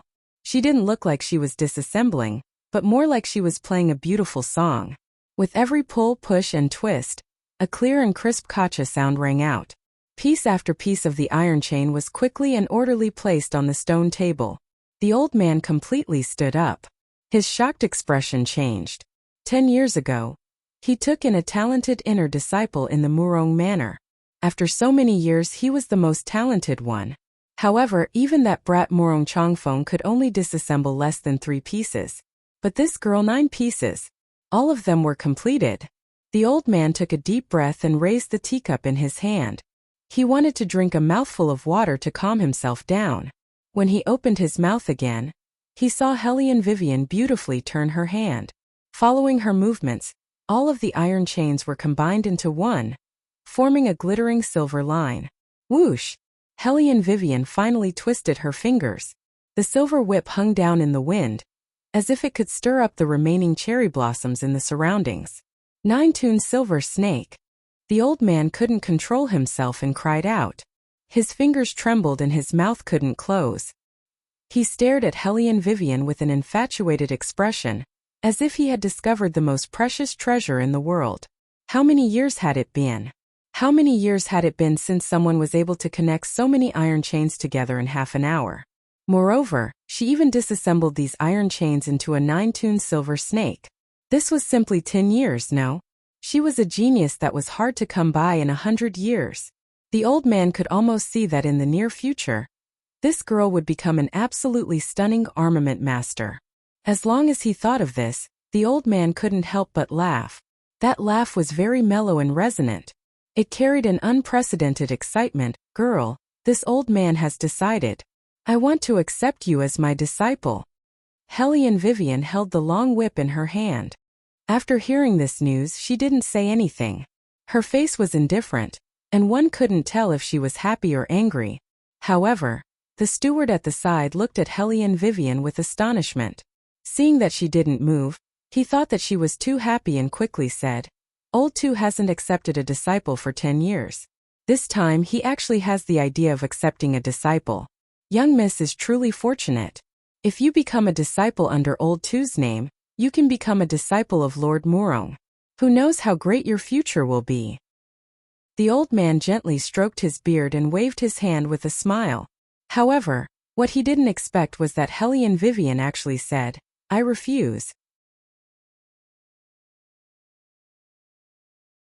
Chapter 10. Hearing this, the manager's expression was so astonished that his jaw almost fell to the ground. The old man also didn't seem to have expected such a result. His entire body froze, his eyes wide open as he stared straight at Hellion Vivian. Why? There's no why. Hellion Vivian unhurriedly put down the long whip in her hand, took the banknotes and left, not caring about the reaction of the people behind her. The old man's expression froze. He clearly still hadn't recovered from the rejection. He didn't know how to describe his current mood. Shock, reluctance, and regret for not being able to obtain such a talent made him suddenly shout in a low voice, "Manager Zhang, regarding what you saw today, you can't leak it out." "Yes." Manager Zhang promptly nodded. Although he didn't know why Elder Two's expression suddenly became so serious. As the manager of the Phoenix building, the only thing he had to do was to learn how to keep secrets. The old man glanced at the 9-song silver whip on the stone table, bent down and put it away. He then wrapped it in a black cloth and said, "Then that's it, you'll take over the rest of the test. I need to go to Grandmaster Zizun's place." "Ah." Manager Zhang looked at the old man's back as he hurriedly left. He was completely stupefied. He was only a manager. He simply didn't know how to distinguish who had martial talent. Elder Two, Elder Two." Manager Zhang jogged all the way and called out, but no matter what, he couldn't call back the old man's gaze. Right now, the old man's mind was only thinking about how to win over that girl. That kind of extraordinary talent was simply a natural martial cultivator. If people from other sects were to find out about this matter, they would definitely rise from all directions. Therefore, he had to find Grandmaster Zizun as soon as possible and properly discuss it. Look, that trash came out. How long did it take? Could it be that Elder Two kicked him out? Haha, that's very possible. Elder Two's temper isn't very good. There were originally few martial cultivators, but this trash still came to join in on the fun. Being kicked out by someone who couldn't bear it is very normal. No matter how much ridicule was thrown at her, Hellion Vivian's expression didn't change in the slightest. She was still as carefree as when she first entered. It was obvious that nothing good would come out of this. Everyone rejoiced in her misfortune, and they were even more certain of what they were thinking. After that, they didn't even look at Hellion Vivian again. She was just a piece of trash. Not worth their energy. However, they did not know that the trash they were talking about had already won the assembly order. In the depths of the Dragon War Empire's heart, from the east to the west lay an ancient palace. Inside the palace, there was a fine orchid incense burning, and a faint white fog inducing people to sleep. The palace servant hung up the silver silk curtain, gently opened the incense burner, added some spices with a golden spoon, and then quietly left. Beligaju was lying on his side in a soft red sandalwood chair with his elbow supporting the back of his head. Along with his posture, his pitch-black long hair draped over his shoulders, hitting the ancient scroll in his left hand. On both sides, delicate and pretty palace maids were crouching by his side, holding fine incense burners. It was just that those palace maids were wearing too thin, and one could faintly see the red undergarments inside. Beligaju sneered, and with a bang, he kicked over the incense burner. "Get out!" That deep voice was extremely cold, resounding in the empty palace hall, bringing along a bone-piercing chill. Those two palace maids glanced at each other, trembling as they staggered to Beligaju's side. With one hand they tugged at the corner of his robe. "Your Highness, where did this servant do wrong? This servant can change." The woman raised her head. Her small face was the size of a palm, her pair of watery eyes were sparkling with tears, and her eyelashes were long like a fan drooping down. No matter how decent a man was, they couldn't resist this kind of temptation. But Beligaju wasn't just any other man. Just as one of the palace maids was about to take advantage of the situation and soften into his embrace, a silver light flashed. That palace maid's forehead tilted, and frightening wisps of blood overflowed from the corner of her mouth. "Get rid of them." Beligaju's voice indifferently gave the order. In less than a quarter of an hour, there wasn't a single extra palace maid left in the palace hall. Shadow, who carried out the order, stood behind Beligaju with a cold ice blade in his hand, his eyes numb as he watched this scene. Bailey Jiaju sneered and unhurriedly untied his sleeves. He threw the robe away and said, "Burn it." "Yes." Shadow respectfully bowed his head. From the beginning he already expected this kind of result. His master's outer robe was often not touched by anyone. It seemed that apart from that young lady from the Hellion family, there was still no one who could get close to his master. However, if that young lady didn't have the guts to provoke his master, perhaps his master would have already killed her. The reason why he kept her alive now was completely because of his master's unique interests. Shadow looked at his master's sinister smile, and his hair stood on end. He threw the expensive outer robe into the stove, and began to mourn for a certain woman. He hoped that in the future, she wouldn't die too miserably. The fire in the stove was burning brightly when a sound came from outside. "Stinking brat, don't pretend you're not here. This old man knows that you're inside. If you have the ability, then come out for this old man. This old man will accept you as his disciple right now." Shadow heard the commotion outside, and his face had a paralyzed expression of, "No way, they're here again." He hurriedly ordered people to prepare clothes for his master to wear first. Beligaju wasn't in a hurry. He took the outer robe, his fingers turned the sleeves, and buttoned them one by one, not the slightest bit affected by the outside world. "Stinking brat." An old man rushed in from outside, his body draped in a flashy white fur robe.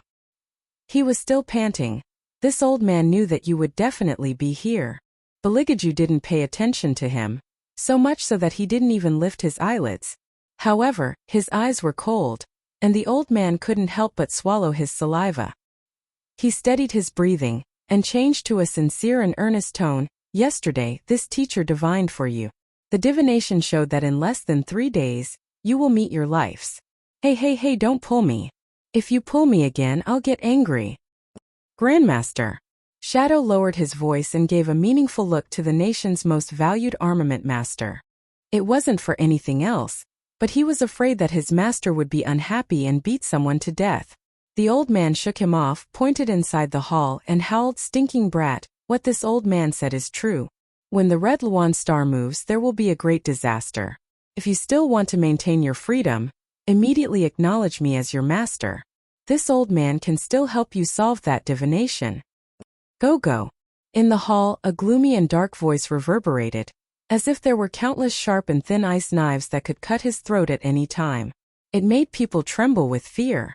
The old man's raised voice immediately withered, and his neck shrank back. "Fine, even if you don't want to acknowledge this old man as your master, you should still come back to the White Academy to cultivate. If you don't come to class, this old man will clear your grades." After he finished speaking, he ran away. In the dark, the eunuchs standing to the side were already covered in cold sweat. They trembled in fear and dropped their hands, not even raising their heads. Seeing the old man leave, Beligaju didn't stop him. He only supported himself with one hand and stood up from the wooden couch. His pure black fur cloak slowly fluttered, and his pair of long and narrow phoenix eyes seemed to have found a trace of joy in this boring life, becoming deeper and deeper, more and more evil. "The Red Luan star moves? Ah, this lord wants to see how the dead Red Luan will move."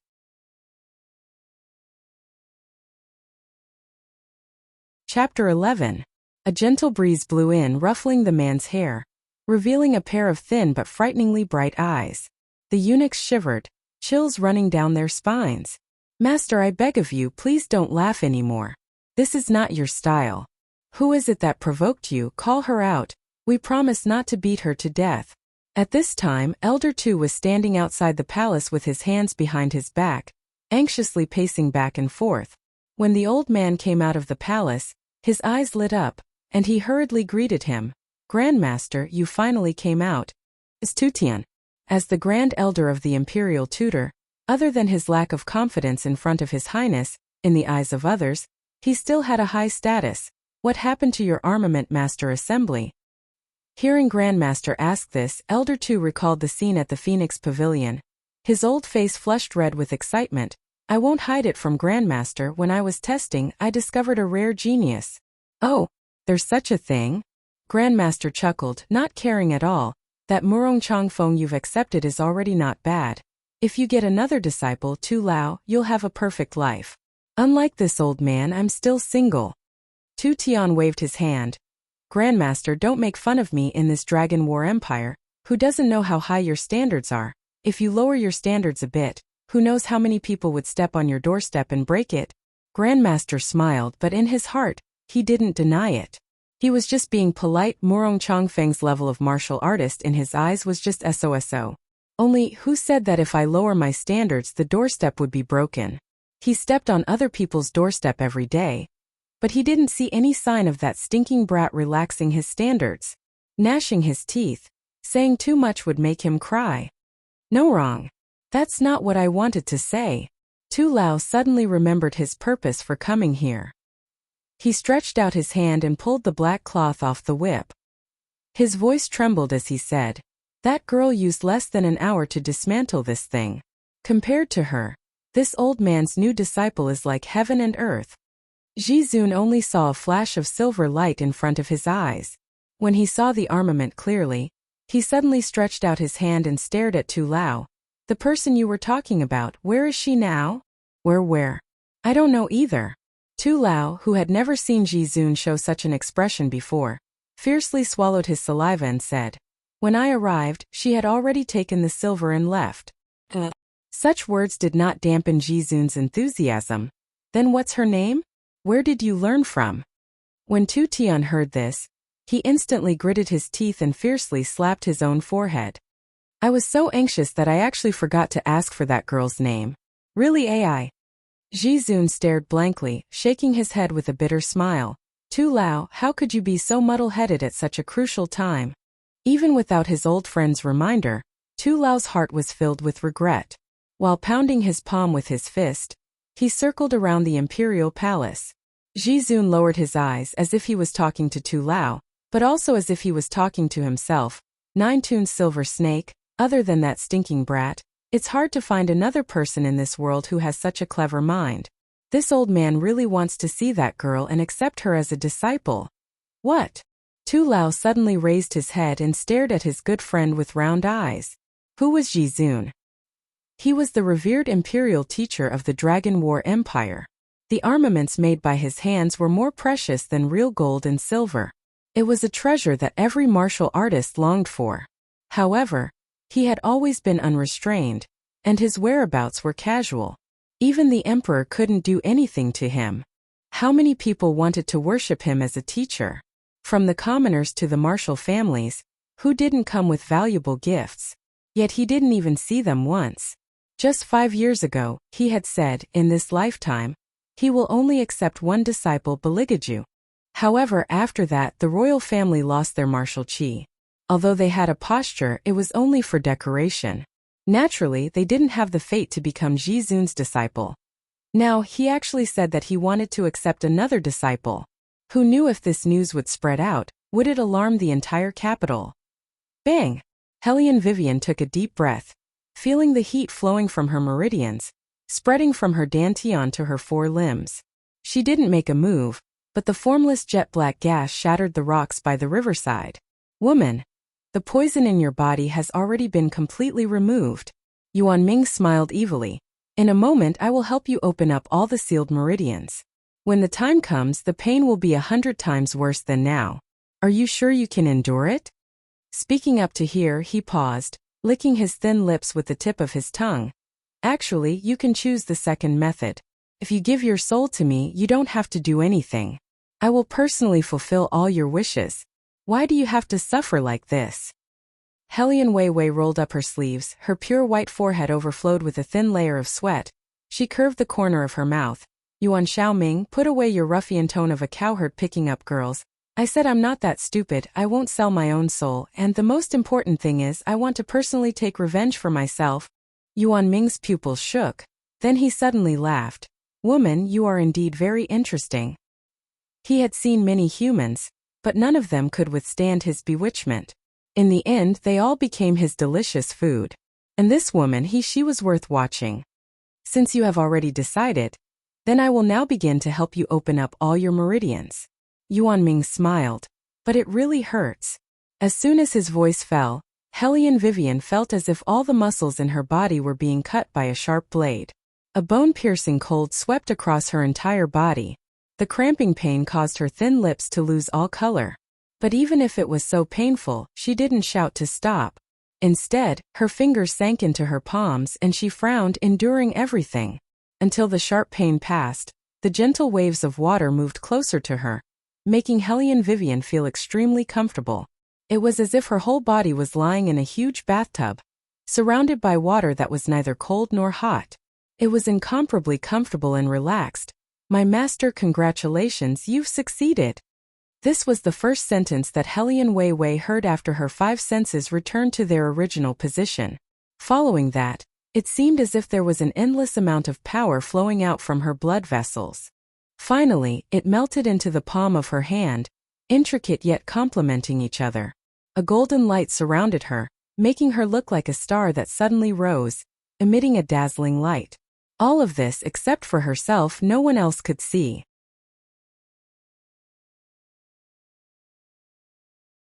Chapter 12. Because the place that Hellion Vivian chose to cultivate in was the gift that Yuan Ming gave her when they first met. The immortal realm space. Here there was no noise, only the sound of the flowing stream and the wind blowing through the grass. The environment was very important to a martial artist, and Hellion Vivian, who cultivated in the immortal realm space, improved her martial chi faster than those who cultivated in the depths of the mountains. This was the reason why people often said to cultivate chi with spirit. Hellion Vivian naturally also noticed this side. After narrowing her eyes and pondering for a while, she buried a dying strawberry seedling in the soil. In fact, she was just trying her luck. But what she saw next made Hellion Vivian shocked. She watched as the originally withered seedling seemed to have absorbed enough nourishment, recovering its vitality at a speed visible to the naked eye. It extended its branches and leaves, and even grew small white flowers. Even Yuan Ming, who was at the side, was stunned. Although this immortal realm space was his, he only knew that this place could cultivate martial chi. Since when was it suitable for plants? Holy shit, it actually started to grow fruits. Yuan Ming blinked. The 2 white ears on his head were stunned. This strawberry really grew a lot. Hellion Vivian narrowed her eyes, reaching out to touch her chin, looking like she thought of something bad. Her eyes were frighteningly bright. Yuan Ming had just shivered, but before he had time to rub his arm, he saw Hellion Vivian take out a banknote from her bosom and directly bury it in the soil. She buried the banknote in the soil. Yuan Ming's pair of silver eyes immediately widened. What the hell is this woman doing? Hellion Vivian didn't speak. Her eyes kept staring at the place where the banknote was buried. 1 minute passed, 2 minutes passed, 3. Before 3 minutes passed, Hellion Vivian very unhappily pursed her thin lips. So it turns out that it can't grow silver. This space isn't that good. Yuan Ming. You tell me properly, whose immortal realm space is fucking used to grow silver. But the strawberries are actually not bad. Hellion Vivian picked a strawberry and put it in her mouth, throwing the other one to Yuan Ming. Yuan Ming didn't care about her feeding him. His posture was like feeding some kind of dog. His white ears perked up, catching it in his mouth. His mouth was filled with the sweet taste of the strawberry. This strawberry seems to be different from the ones outside. Hellion Wei Wei's eyes flashed as she picked up the strawberries again. Only then did she discover that these strawberries were surrounded by a kind of faintly discernible chi. For a martial artist, this was undoubtedly a great supplement. In other words, the fruits here were not ordinary fruits at all. Instead, they were existences similar to the heavenly mountain snow lotus. With them, even if Hellion Vivian went to White Academy, it was inconvenient to enter the immortal realm space to cultivate. She could still get twice the result with half the effort. At the same time, layers of roses covered the entire hall, making this palace that was buried in the night look like an ancient castle from the 17th century. Under the layers of curtains, there were low-key luxurious black wood dyed with silver-carved stone pillars. Those stone pillars were erected in picturesque disorder in the 4 directions of east, west, north and south, as if they could support the entire palace hall.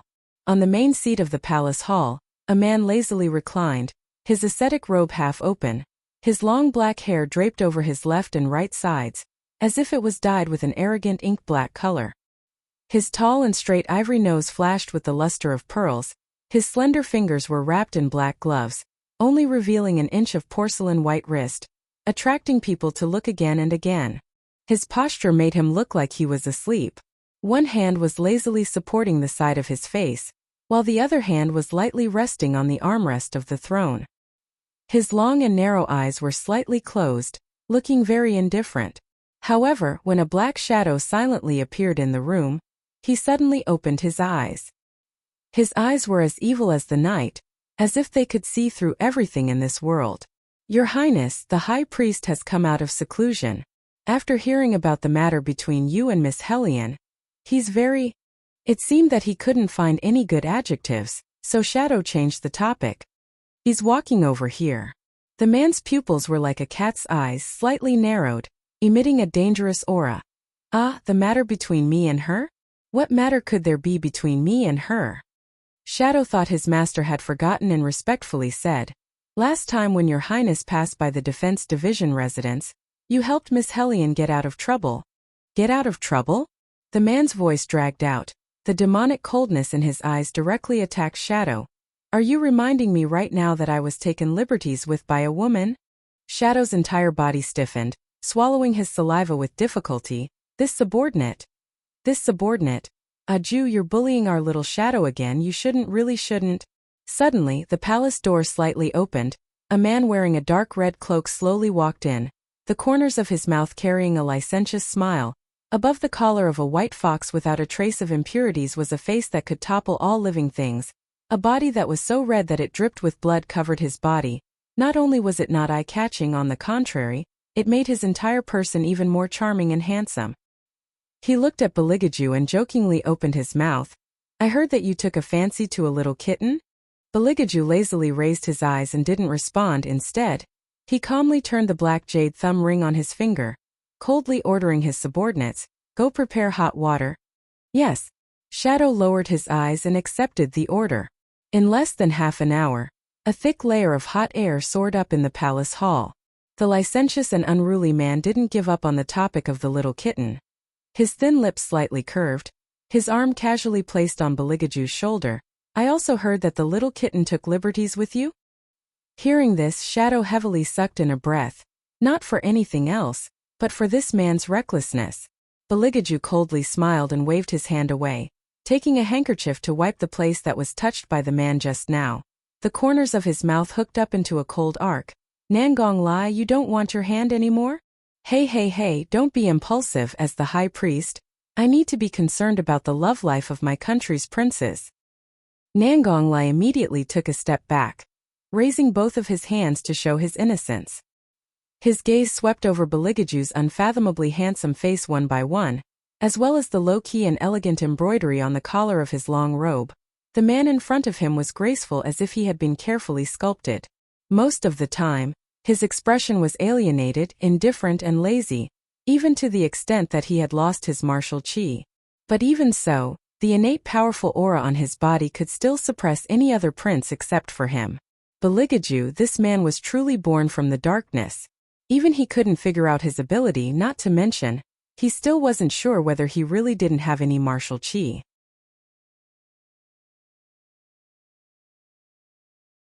Chapter 13. However, someone who dares to take liberties with you must be very interesting. Nangong Lai still fearlessly raised his eyebrows. "It is said that the kitten was born in the general's residence?" Beligaju tore open the robe on his body, his expression cold. "Are you in seclusion? Or are you gathering gossip?" "I am a person who knows everything under the heavens." Nangong Lai blinked his left eye devilish. "Also, when I am bored, I will help you read a few divinations." Bailey Jiaju picked up the wine glass beside him and swirled it slowly. No one could tell whether he was happy or angry from the side of his handsome face. "If you want to talk about the Red Luan star, then you can get lost now. I knew that old man Jizun would definitely tell you one step ahead of me, but he definitely didn't tell you." Nangonglai suddenly lowered his voice. The tone of his voice was evil. That red luan of yours is very likely to be that little kitten that flirted with you. Beligaju's hand that was undoing his robe paused. He turned around and slowly walked to the side of the expensive lotus wooden barrel. He expressionlessly glanced at him, his voice cold and carried a warning. You better not do unnecessary things. Nangonglai gracefully straightened his body and threw himself into the chaise lounge at the side. He somewhat sleepily yawned and lazily said, Aju, you can't be being kind and want to let her go, right? Let her go? What are you talking about? Beligaju put his two excessively slender legs on the sandalwood desk in an unruly manner. He reached out and threw his robe to the side. A lock of black hair disobediently fell in front of his eyes. Suddenly he laughed. His laughter was impudent, revealing a demonic chill that made people tremble. When catching prey, the most important thing is to enjoy the process. If the prey is too easy to get, then there is no meaning, haha. His last two laughs made all the hairs on Nangonglai's body stand up. This isn't necessary, right? If he is unhappy, he can just kill someone and be done with it. He still wants to slowly torture people. It seems that Aju already planned to use a heavy hand on that kitten. Miss of the Hellion family, you have to hold on. Achoo! Achoo! Achoo! Hellion Weiwei's slender fingers rubbed the tip of her nose. She didn't know who was thinking about her, but she sneezed 3 times in a row. Although it was impossible for her to become a genius that everyone envied in a single night, at least she had regained her martial chi. She was no longer the useless trash that she used to be. Hellion Vivian breathed in the fresh air unique to ancient times. Just as she was about to pick a bunch of strawberries from the space to fill her stomach, she heard a harsh sneer coming from the side. Second sister, I heard that a certain person shamelessly went to participate in an armament assembly, and in the end was chased out by Elder 2 with a dejected face. That scene was truly marvelous. It was Hellion May. As she cut the flowers with scissors, she glanced in Hellion Vivian's direction. Her eyes were filled with disdain. Third sister, Hellion Jiaoer lightly reprimanded. Her jade hand pressed down on Hellion May. This kind of words you must not say it in front of others. Be careful that someone bites back at you and says that you bullied her. Hellion May's eyes widened. She dares. A trash still wants to show off. Second sister, you don't know, but White Academy has already sent a letter. I think in less than 3 days a certain person will be completely expelled from White Academy. She really thinks that because she has the Hellion family's blood flowing in her, she's invincible. Hey, she's just a pile of mud that can't be supported. Unlike second sister, you're the one who's truly talented and emotional. How could that be? Don't talk nonsense. Hellion Jiaoer's mouth was modest, but her eyes were filled with uncontrollable pride. Hellion Vivian was still thinking about how this Hellion Jiaoer could be so pretentious today, when she saw that in a pavilion not far away, there seemed to be a few Chinese men sipping tea. So it turned out that there were outsiders. How am I talking nonsense? Hellion May's delicate voice called out. Then, she looked at Hellion Vivian with a look of disdain. In my opinion, I'm afraid that a certain person hasn't collected enough money for the hospital fees. She's so poor that she's shabby. Hellion Jiaoer pretended to be puzzled. Mother has never shorted eldest sister's food and clothes. How could she not have money to pay the hospital fees? It's all used on those colorful clothes of hers. Hellion May disdainfully snorted coldly. From beginning to end, Hellion Vivian didn't say a word. She only lazily tossed strawberries with one hand, the corner of her mouth smiling devilishly and coldly. This made the two people who were acting somewhat puzzledly wrinkle their eyebrows. What's the matter with this cheap woman? In the past, she would have already made a scene and made a fool of herself. Why is she so quiet today? Hey Hellion Vivian! Can't you hear us talking to you? Hellion May couldn't help but get angry. Hellion Vivian raised her hand and carelessly blew on her fingers. She slowly said, Third sister, who taught you to talk to me like this? Eldest sister is like a mother. This is such a simple truth, don't you know? Or is it that other than teaching you how to steal other people's husbands, concubine mother didn't teach you anything else? You. Hellion May violently broke the flower in her hand. You cheap woman, do you want to die? How dare you talk to me like this? Hellion Vivian raised her eyes, a cold light flashing in them. Cheap woman? Third sister. When Hellion Jiaoer saw the situation, she quickly pulled Hellion Mei away and whispered to her. Control your temper, there are still people watching. Hellion Mei took a deep breath and fiercely glared at Hellion Vivian. You wait for me, see if I don't play you to death. Hellion Vivian lazily yawned. She didn't put Hellion Mei's threat in her eyes at all. On the other hand, Hellion Mei was very angry.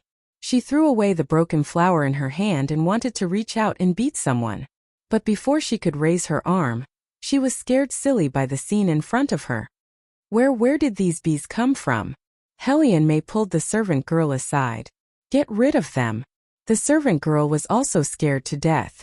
There were so many bees densely packed, buzzing and flapping their wings, surrounding Hellion Mei in the center. It's the flower. The young miss just cut the flower. Who asked you this? My face. Damn the bees. Listening to Hellion Mei's scream, Hellion Jiaoer also panicked. But she didn't panic to save people, she panicked to hide. There were so many bees, if she was targeted it would be terrible. In an instant, the entire Imperial Garden of the Defense Division's manor sank into a clamor. Only Hellion Wei was calm and unhurried. The surroundings were quiet, not a single bee could be seen. Yuan Xiaoming, play slowly, too fast, no fun. When Hellion Vivian said this sentence, the corner of her mouth was full of evil charm.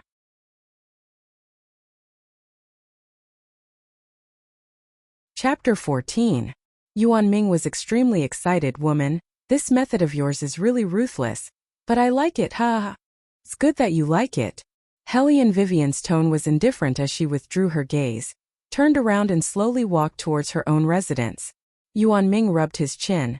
If they knew that not only were you not kicked out, but you even won 100,000 taels of silver, I wonder what kind of expression those two stupid humans would make? Yeah, who knows? Hellion Vivian licked her thin lips with the tip of her tongue, indescribably evil and bloodthirsty. Yuan Ming propped up the side of his face and laughed. He was looking forward to it. Really looking forward to it. Senior Hellion, this is your family's eldest daughter, right? The one who spoke was a man wearing a large cloak sitting next to Hellion Guangyao. That man was none other than Nangong Lai, who had just come out of seclusion. He lightly turned the white jade teacup in his hand. A trace of playfulness quickly flashed through his eyes.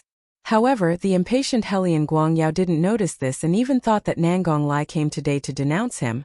His attitude was especially respectful. I've let the high priest see a joke.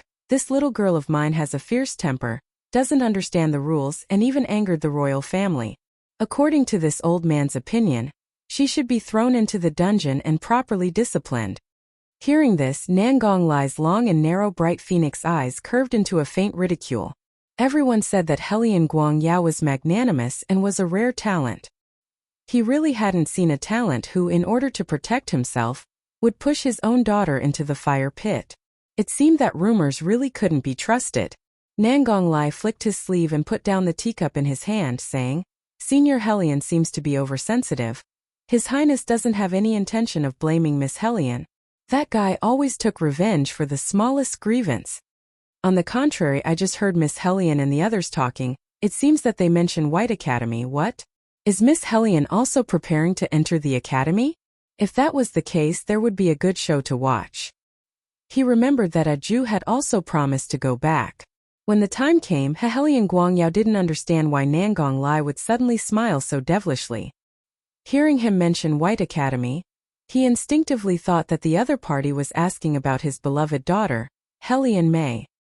He pretended to be modest as he smoothed his beard, yet he couldn't conceal the pride in his words. I didn't expect that even the high priest had heard about this matter. My daughter is untalented, but her good friends in the capital spread the news like wildfire. This old man is truly ashamed. When Nangong Lai heard this, he knew that Hellion Guangyao had misunderstood who the person he was referring to was. However, Nangong Lai didn't explain further. He only smiled evilly as he picked up the teacup again. The corners of his mouth slightly curved up. Misunderstandings weren't important. What was important was that the little kitten who had taken liberties with Aju was going to live in the same courtyard as him. Sure enough, when the Red Luan moved, it couldn't be avoided. Things were getting more and more interesting on the other side. In a side courtyard that had been abandoned for a long time, Hellion Vivian looked at the letter that White Academy sent to her on a fast horse after she had paid the money. Her long, shapely eyebrows raised. Notice of admission? What the hell was this? Congratulations, you have already obtained the qualifications to enter White Academy. From today onwards, students who have received this letter are requested to prepare the following items: a white and blue robe, a high-class scholar's hat, as well as a silver fox fur coat and the inkstone writing brush required for admission. The corners of Hellion Vivian's mouth twitched a few times. What kind of admission notice was this? It was basically instructing them to bring their own school uniform and stationery. For Hellion Vivian, who had once again returned to her student years, it was really funny. White Academy.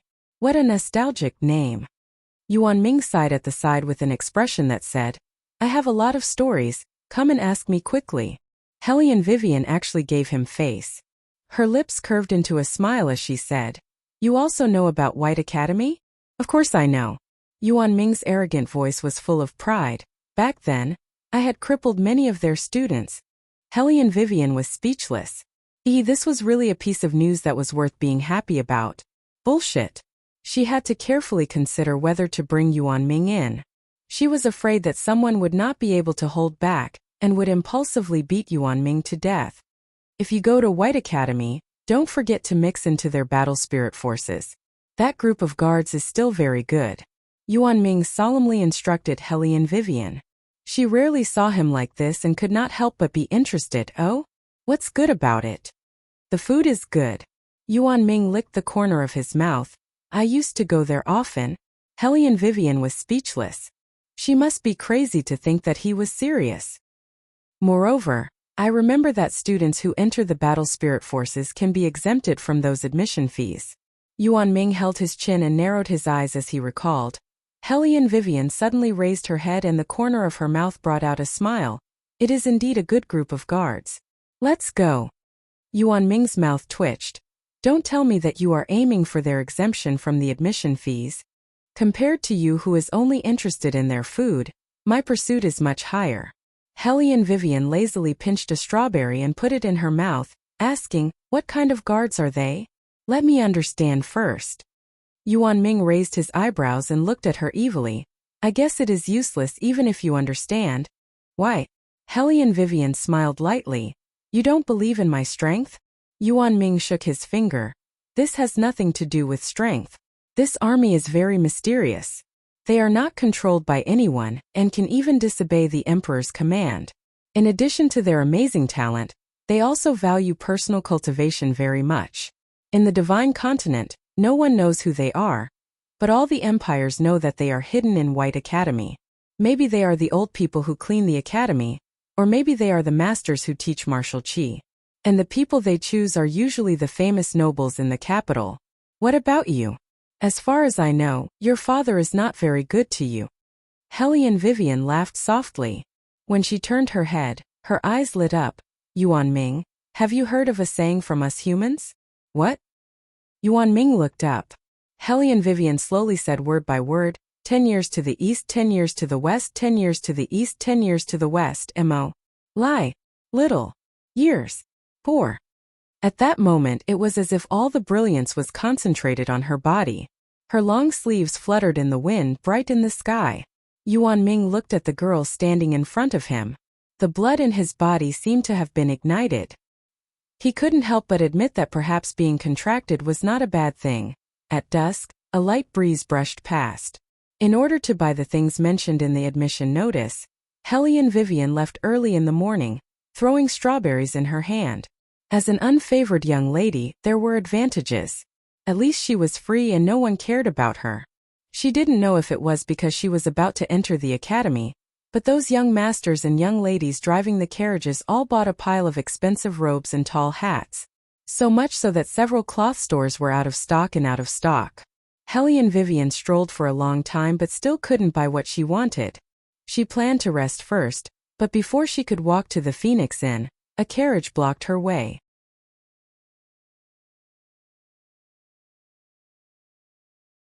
Chapter 15. That carriage was luxuriously built. It was a transparent white, and one could faintly see a large flash of gold. It was completely out of the ordinary. My eyes aren't playing tricks on me, right? A good-for-nothing also came out to buy a hat? Hellion May, who had just been bitten by a bee, had just come down from the carriage and opened her eyes wide. Her mouth mocked, "Father, quickly come and see. Eldest sister also wants to enter White Academy. Don't know if she will be driven out or not." Hellion Guangyao also came out of the carriage. After seeing Hellion Vivian, he fiercely wrinkled his thick eyebrows, as if he felt disgusted just by looking at her. "What are you still standing here for? Don't you feel ashamed? Go back." "Father, calm down." Hellion Jiaoer looked up with teary eyes. "Eldest sister, why did you chase us here? Is it because Lord is also with us?" Murong Changfeng, who was standing at the side, his robe fluttered in the wind. He turned his eyes and swept past that slightly dark-skinned girl. He slowly knitted his eyebrows and couldn't hide his disgust. This Lord also wants to know what is going on. In my opinion, eldest sister followed Lord here. Simply like a ghost that won't leave. She didn't even think about what she had done. Which man would fancy her? Unless he is blind. Hellion May's ridiculing voice was loud and wanton. Almost everyone on the street looked over. Hearing that last sentence, Shadow, who was far away, coughed heavily. His forehead was full of cold sweat as he looked at the side of his master's face. The man slowly turned the black jade thumb ring on his finger. Not the slightest bit of happiness or anger could be seen in his deep icy eyes. Buddha bless, His Highness didn't hear that sentence. He definitely didn't hear. Bullshit. That woman had shouted blind, so loudly that even he had heard it. How could his master not have heard it? "I say, eldest sister, don't tell me you still haven't given up on Lord?" Hellion May glanced at her. "Wake up, will you? The person that the heir likes is second sister. How can you compare to second sister? You've been out for so long but you haven't bought anything. Could it be that you don't have enough money? Haha, if you have the time you should look at yourself in the mirror and see how poor you look. Don't always think about flying up to become a phoenix all day long." Hellion Vivian crossed her arms in front of her chest. She didn't say a word from the beginning until Hellion May closed her mouth. Then she slowly raised the corner of her mouth. "Are you done?" What Hellion May couldn't stand the most was her indifferent attitude towards everything. She snorted coldly. "Since you're done talking, let me do the talking." Hellion Wei took a step forward, the corners of her mouth faintly discernible smiling. Then she suddenly bent down, extended her hand and pinched Hellion May's chin. "Who told you that I followed you here? I'm only going out to buy something.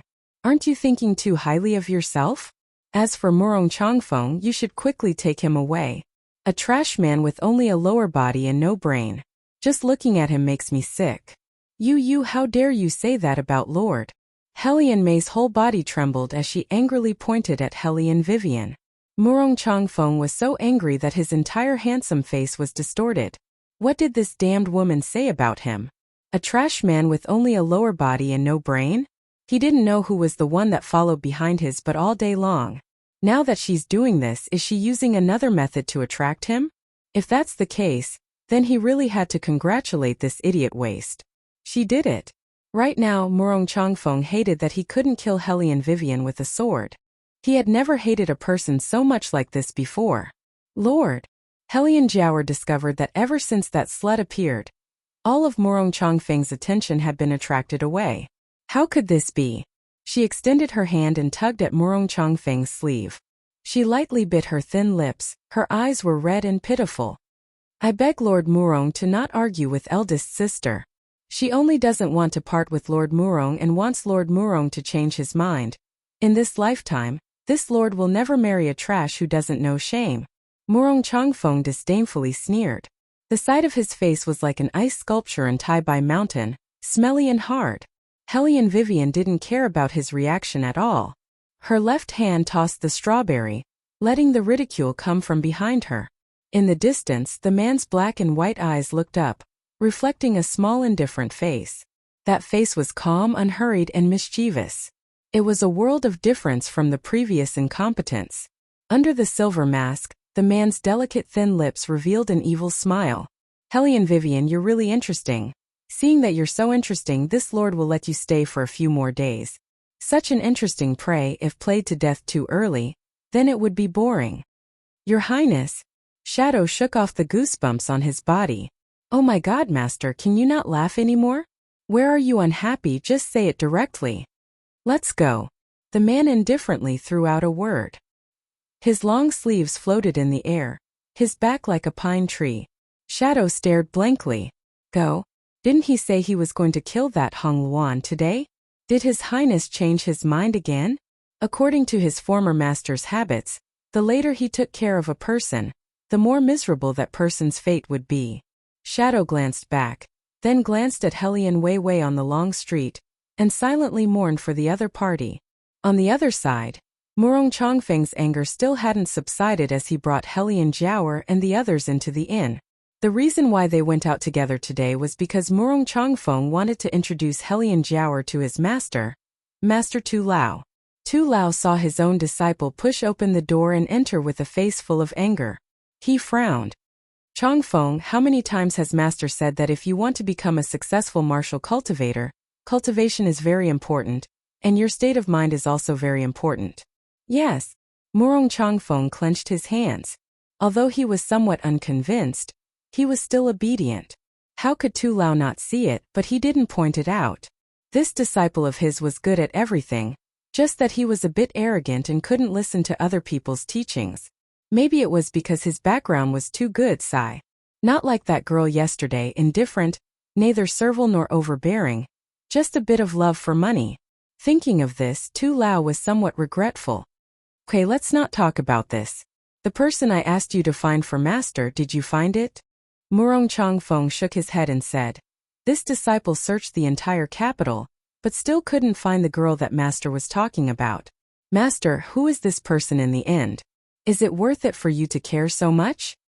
An exceptional genius. Speaking of that girl, Tu Lao couldn't help but be excited. You don't know how high her martial cultivation talent is. Even Grandmaster Zizun wants to take her as a disciple and personally teach her. What? Murong Chongfeng raised his head. A trace of astonishment flashed through his eyes. Previously, he also wanted to worship that old man as his master, but no matter if he personally went to visit, or if his father, Prince Murong, sent a carriage to invite him, that eccentric, arrogant old man didn't even see them once. But now, that old man actually wanted to take in a disciple. He was very curious. Who exactly was it that entered his eyes?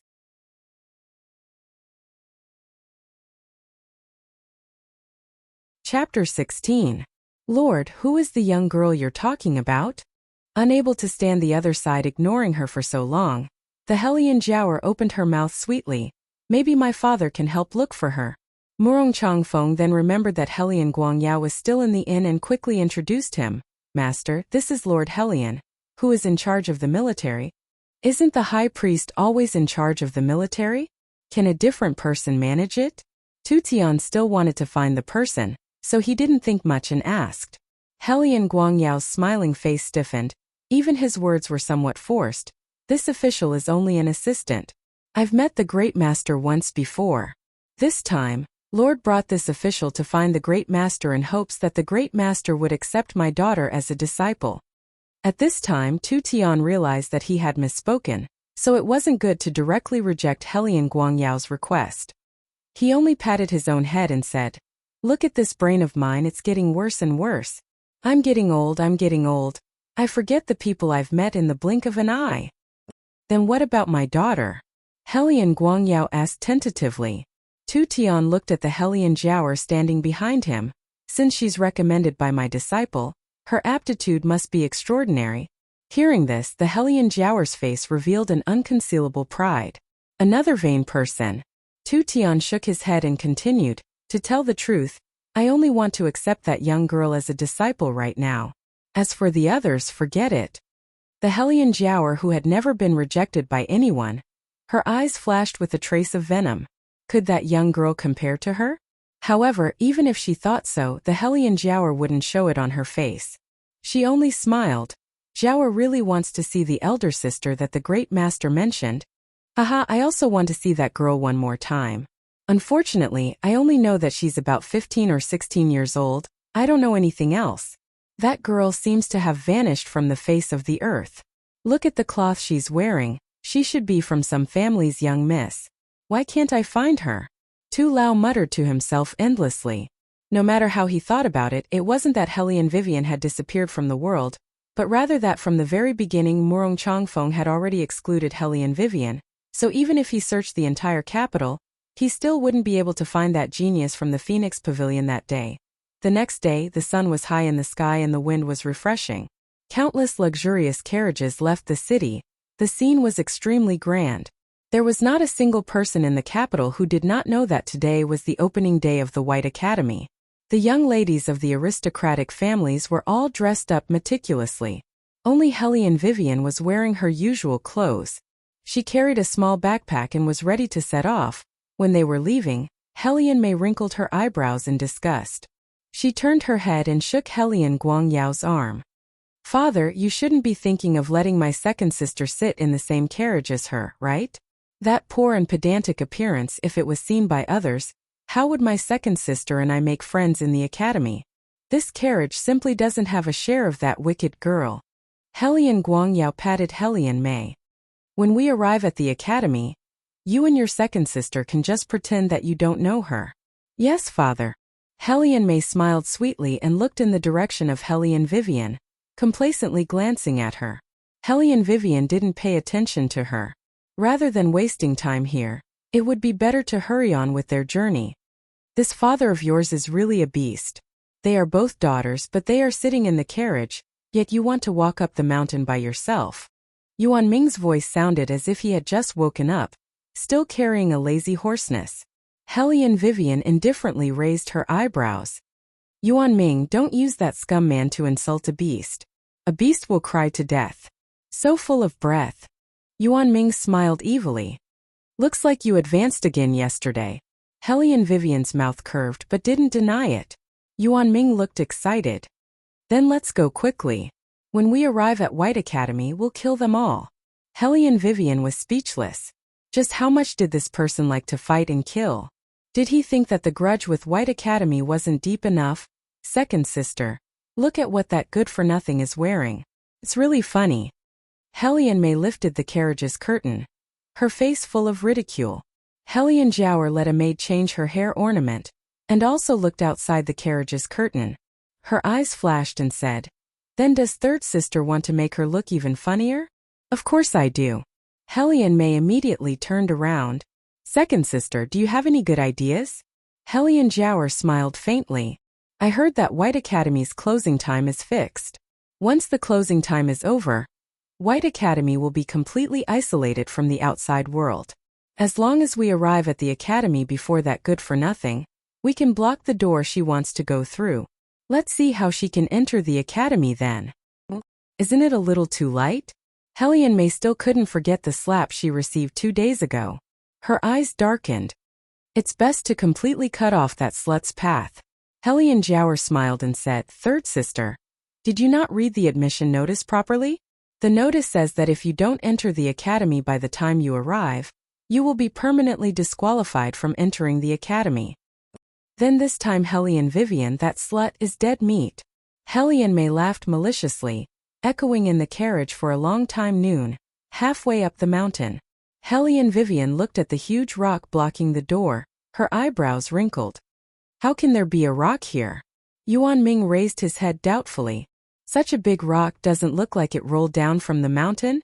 Hellion Vivian circled around the huge rock, her eyes slightly cold. From inside she drew out a red line. "You're right.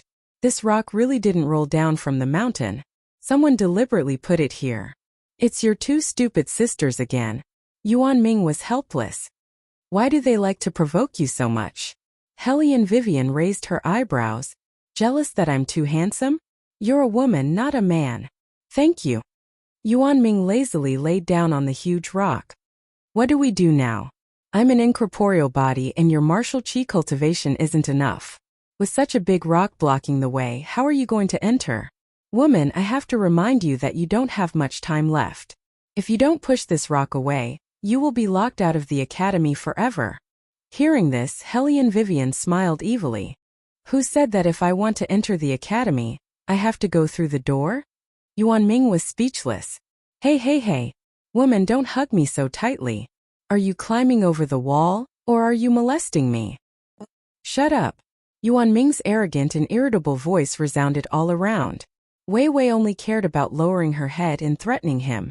She completely didn't think to confirm what was going on below the wall. Then without any hesitation she jumped down. Crash. Hellion Wei Wei directly smashed into a hard object.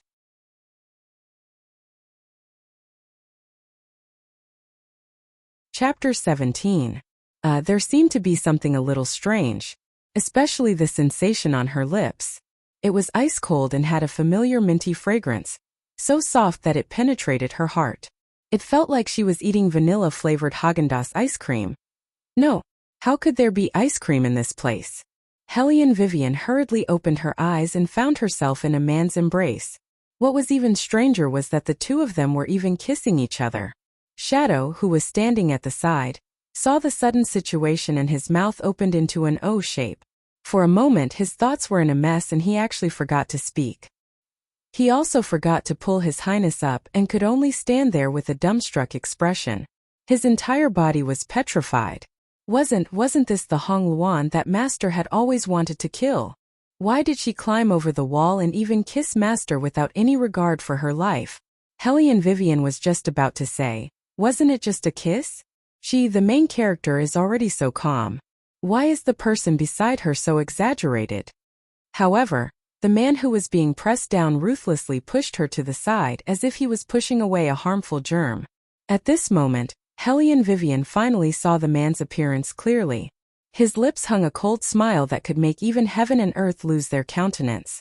His hair was suffused with a sinister black color, and his thick eyelashes were filled with bewitchment. His slightly curled eyelashes even had a faint silver tint to them. His white and tall nose bridge was like an ancient jade and ivory, and his lips were very light and pure, shining with a pearl luster. It could easily cause others to have the desire to kiss him. His broken lips even brought out this uninhibited sexiness to the extreme. That drop of blood stained his thin lips. Especially when matched with that ascetic face, it was simply breathtaking. However, there was one thing that wasn't perfect. That was the way the man looked at her, as if he had suffered a great loss. Was there a mistake? Generally speaking, shouldn't the woman be at a disadvantage in this kind of matter? Furthermore, this was her first kiss. What was there to be dissatisfied about? However, if she had such a face that could turn all living things upside down, she would also be dissatisfied. After all, she was in the wrong first. Without even looking, she jumped down from the wall and hit him. Furthermore, cough cough, she forcefully kissed him. That's right, it was a forced kiss. She, Hellion Vivian, had done many immoral things in her life, but she had never felt as guilty as she did now. Moreover, this man was obviously a perfectionist who was slightly obsessed with cleanliness. At this moment, his face was gloomy, and his originally bottomless black eyes were even more unfathomable. They were full of dark and thick hostility, and it was so oppressive that it was almost suffocating. It was the dark aura that only kings who had been immersed in high positions for a long time would have. Therefore, she should take advantage of the fact that they haven't reacted and run away quickly. Hellion Vivian picked up the small school bag on the ground and planned to leave. But before she could take a step forward, she was picked up by the man behind her like a chicken. His gloved left hand grabbed the back of her collar, and his voice was cold. Where are you going? Was this woman trying to run away as if nothing had happened after forcing a kiss on him? Heh! She was simply acting recklessly.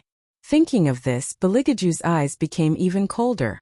Every year, there would be many new students entering the school. That guy, Nangong Lai, knew that he liked peace, so he secretly arranged for him to stay in this courtyard. In the end, as soon as he arrived, he saw a small school bag fly down from the wall, and then it was this woman. Beligaju turned his head, and his thick eyebrows wrinkled, as if he was thinking of how to deal with this little thing in his hand. Then he slowly opened his mouth. You have to take responsibility. Was that so? Hellion Vivian thought that she had misheard, and even stuttered when she spoke. The man's deep eyes were still in the same posture as before, and he stared at her indifferently. Rather than saying that he was staring, it was more like he wanted to tear her apart. Hellion Vivian raised both of her hands, indicating that the two of them should stop fighting. The corners of her mouth rose into an evil smile. Alright, how do you want me to take responsibility? Don't tell me you want to give yourself to me? Hearing this, Shadow, who had just recovered from the previous scene, stiffly sucked in a breath of air. This woman, what did she just say? Make His Highness give himself to her. Guanyin Bodhisattva Buddha, quickly show your spirit. Quickly make this woman who doesn't play by the rules shut up. He really didn't want to see His Highness's hand stained with blood on the first day of entering the school. Give yourself to me? Nangong Jiaju playfully pinched Helian Weiwei's chin. The tips of his fingers slowly rubbed against her lips until they were boiling hot. His icy cold breath sprayed all over her face. Since you want to devote yourself to me, shouldn't you check the goods, The hoarse and deep male voice fell beside her ear, causing her to inexplicably tremble. Go prepare a room. These words were said to Shadow at his side. Shadow's eyes widened in disbelief. In his impression, His Highness had never taken the initiative. Usually it was those women who stuck to him, and he always disdained them. But today Shadow shook his head, turned around and left. He must be thinking too much. The reason why His Highness wanted a room was nothing more than to find a clean place to bury the corpse. Yes, it must be like this. Otherwise, he really couldn't figure out what His Highness saw in that woman. Was it that jet black skin like rice crust? Helian Vivian looked at the other person's face that was even more shocked than hers, and more or less felt somewhat displeased. What did this guard mean? Did he think that she wasn't good enough for his master? Although she still hadn't wiped her face clean at the very least, she could be considered to have delicate features. If she stood in the middle of black people, her skin would be as white as snow. Wasn't there almost no comparison for her? Besides, the person who was going to be dragged down to XXOO was her, not him. Why did he have to look like he had seen a ghost? Helian Vivian listened to Shadow's footsteps as he left. Her small face was buried at the side, and her shrewd eyes spun around, overflowing with a little bit of brilliance. What's wrong? The man pinched her chin and lifted it up, forcing her to look at his handsome face. His thick eyebrows, straight nose, thin lips that held a smile, all set off his pair of deep black eyes.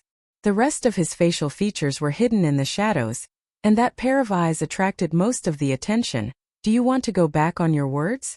When he spoke, his slender fingers slowly slid to her neck, and then he tightly gripped it, as long as she nodded once, he could immediately kill her. Helian Vivian charmingly smiled, and used the only arm she could move to take the initiative to wrap around the man's lean waist.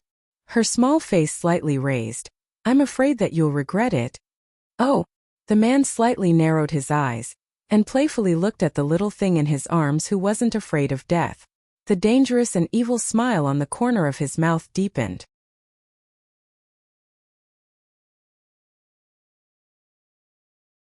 Chapter 18. Now is the time. Helian Vivian took advantage of the moment when the man was distracted and twisted her arms skillfully. Like a loach, she used the reaction force to escape from his grip. However, he didn't move at all. Instead, he even controlled her movements and grabbed her slender waist. Helian Vivian smiled. What she was waiting for was his counterattack. Her long legs were nimble and she didn't slow down in the slightest as she bent her knees and arched upwards in a handsome manner. Beligaju's movements paused. In order to protect that important part, he could only temporarily release his grip on Helian Vivian's hand. However, it wasn't over yet. When Beligaju stopped in his tracks, his handsome face suddenly sank. His deep and narrow eyes suddenly turned cold. Is there poison on your hand? I also don't want to use such a despicable move. Helian Vivian indeed felt a little guilty. The key was her big brother. She only kissed him once and he wanted to XXOO her. This was too much. Cough cough. Don't look at me like that. Helian Vivian had a feeling that she was bullying an innocent young man. After thinking for a while, she took out a banknote. I'll use this as payment for kissing you.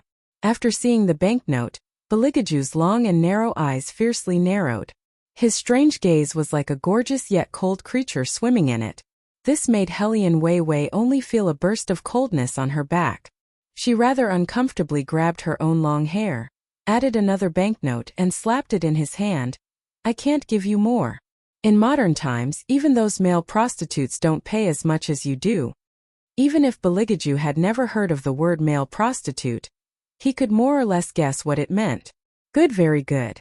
Suddenly, the man laughed, his voice wanton. You better pray that I won't find you in this lifetime or else. Hellion Vivian shook off the goosebumps on her body. She didn't want to listen anymore. She jumped up onto the branch. As her black hair fluttered in the wind, she could vaguely hear her clear voice. Handsome man, we won't meet again.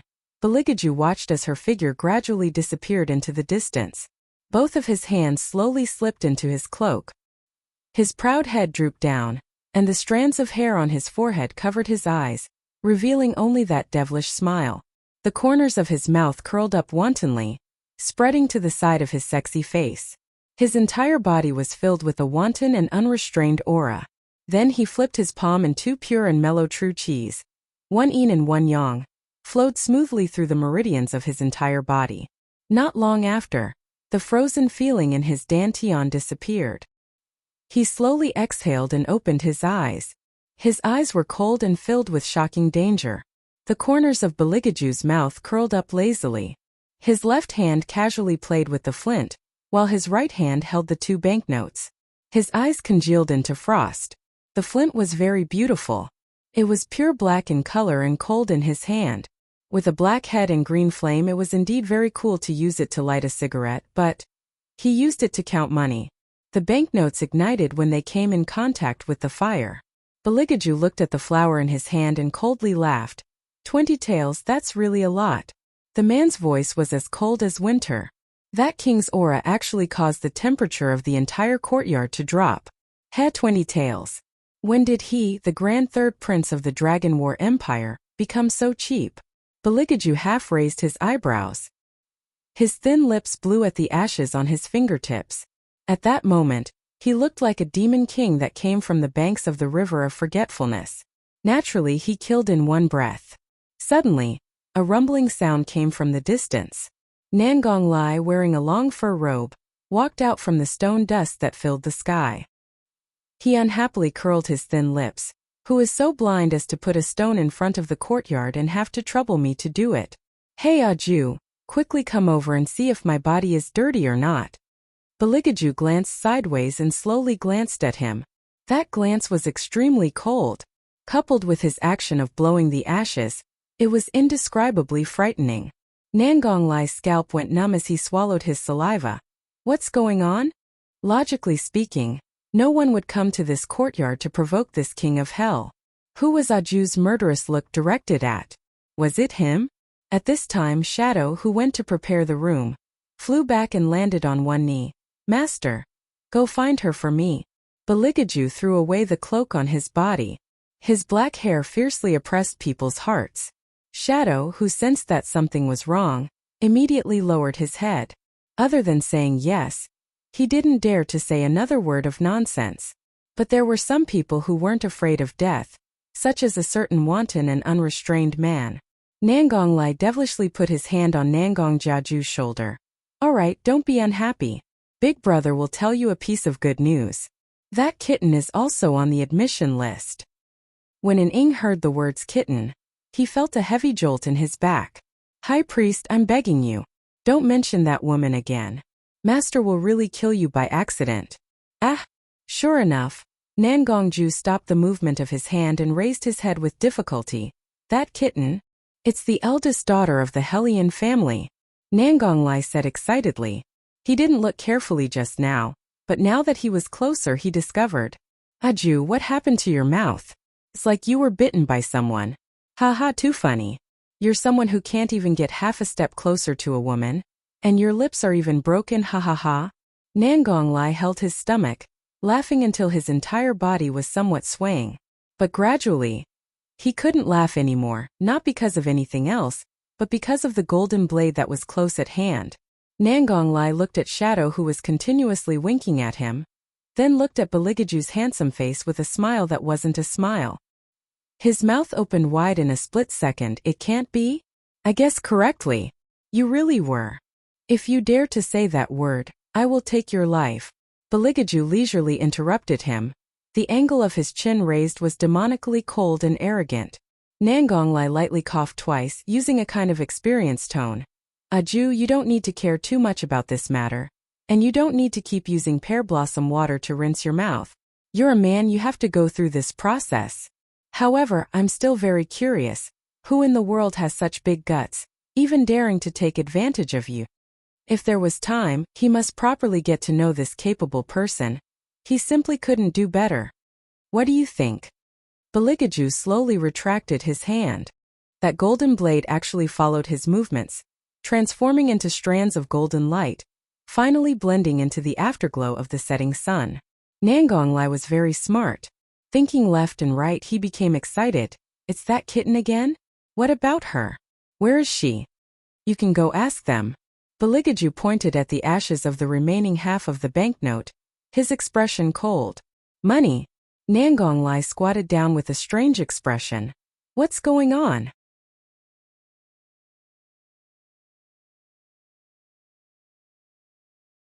Chapter 19. It's very obvious. Beligaju paused for a moment, slowly tidying up his sleeves. His handsome side profile didn't reveal any emotions. I've been prostituted. Nangonglai. Ha ha ha. Nangonglai laughed until his entire body was shaking. His finger pointed at Beligaju. Ju, you must find her. This is really too interesting. Ha ha ha. Where did you find such an interesting woman? Beligaju acted as if he didn't hear his laughter. He casually raised his hand. In an instant, Nangonglai's entire body couldn't move. Only his mouth couldn't stop laughing. Hey, Ju, you can't do this to me, damn it. Didn't you lose your martial chi? How can you even use the body snatching technique? Also, did you hit my laughing acupoint through the air? You sinister man. Beligaju supported his chin, lazily looking at him. Behind him was the reclining chair that Shadow had prepared for him. In his hand was a freshly brewed tea, completely unaffected by the surrounding noise. His posture was quite enjoyable. Nangonglai was tired of talking, but he couldn't stop laughing. Ju, didn't you hear what I said just now? That little cat is also on the admission list. If you let me go now, maybe I can help you find her. I'm the vice principal. Beligaju's hand paused in the middle of drinking tea. He glanced back at him, his demonically cold thin lips slowly curved up. Woman, you seem to have provoked an incredible character. Once they were far away, Yuan Ming couldn't help but open his mouth. His voice was thick with the feeling of watching a good show. Hellion Vivian sighed deeply, her body lying on the lawn, both hands behind her head, a piece of hay in her mouth. I don't need you to tell me. Chi.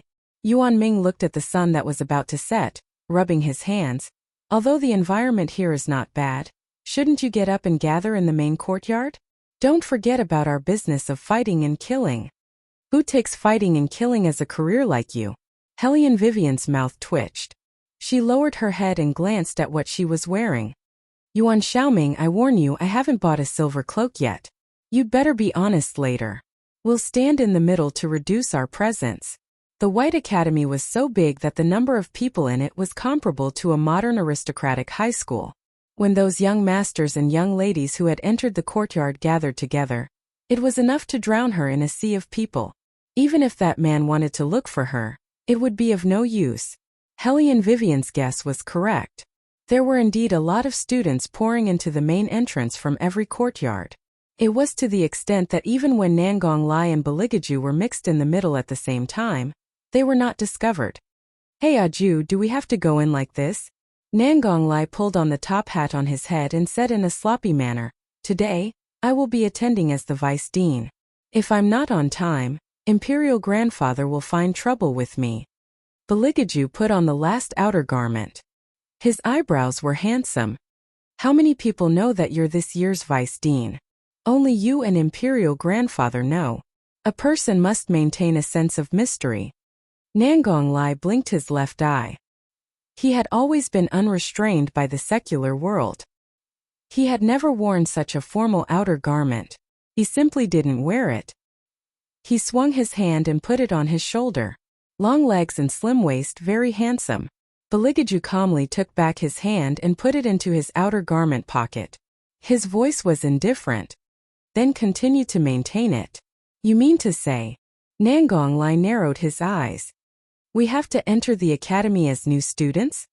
Baligaju didn't speak. He only looked up and smiled. Nangong Lai suddenly covered his forehead. Aju, are you crazy?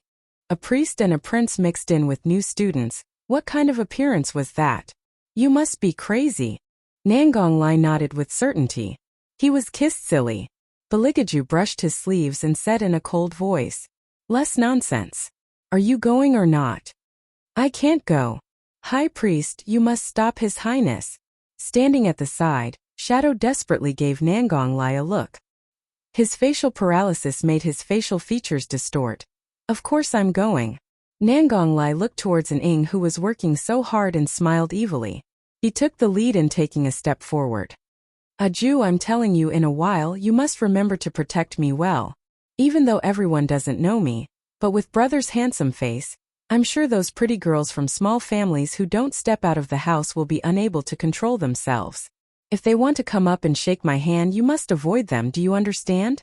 Shadow was speechless. Avoid them? High priest, are you afraid that His Highness will steal your limelight?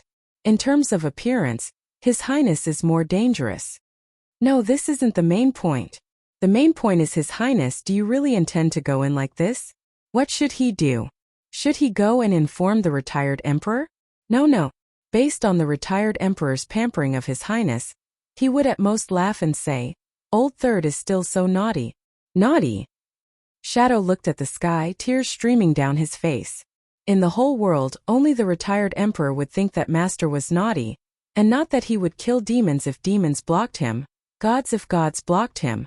At dusk a long wind blew gently. White Academy was located on top of a mountain. The north was leaning against the mountain, the south was a river, and the east was a verdant bamboo forest. There were tree stumps in the forest, and hot spring water was used to irrigate the forest. All year round the scenery was like spring, and the mist was faintly discernible. It was like a fairyland. At this time, there were already many people in the center of the courtyard. Hellion Vivian followed the flow of people and looked over. There were several young masters from aristocratic families who were in the process of displaying their martial chi. They were modest and courteous, and they were proud of their strength. And at the back, under the shade of the trees, there were many luxurious chairs. The servants hung water jugs and were shouting noisily, cheering for their masters. The young ladies were much more reserved. They sat under the shade of the trees and tasted pastries and tea. The maids were busily running up and down at the side. They're coming, they're coming. Suddenly someone shouted. Those young masters and young ladies all stopped what they were doing and looked in the direction of the stone door creak. The tightly shut stone door slowly opened, and a little person walked out. He was about 5 or 6 years old. His 2 short legs swayed back and forth, and it was estimated that he couldn't reach the ground even if he sat on the chair. The white training clothes hung loosely on his body, and were tightly tied by a pure black belt, making him appear even more petite. His big bald head was even brighter than a mirror under the sun. At this moment the little bald head seemed to be sulking at someone. He puffed up his chubby cheeks and silently stared at the new students under the stairs. He fiercely took a bite of the meat bun in his hand and heavily sighed like a little adult. It's all because of you guys. Before I could eat my fill, Master kicked me out. Too hateful.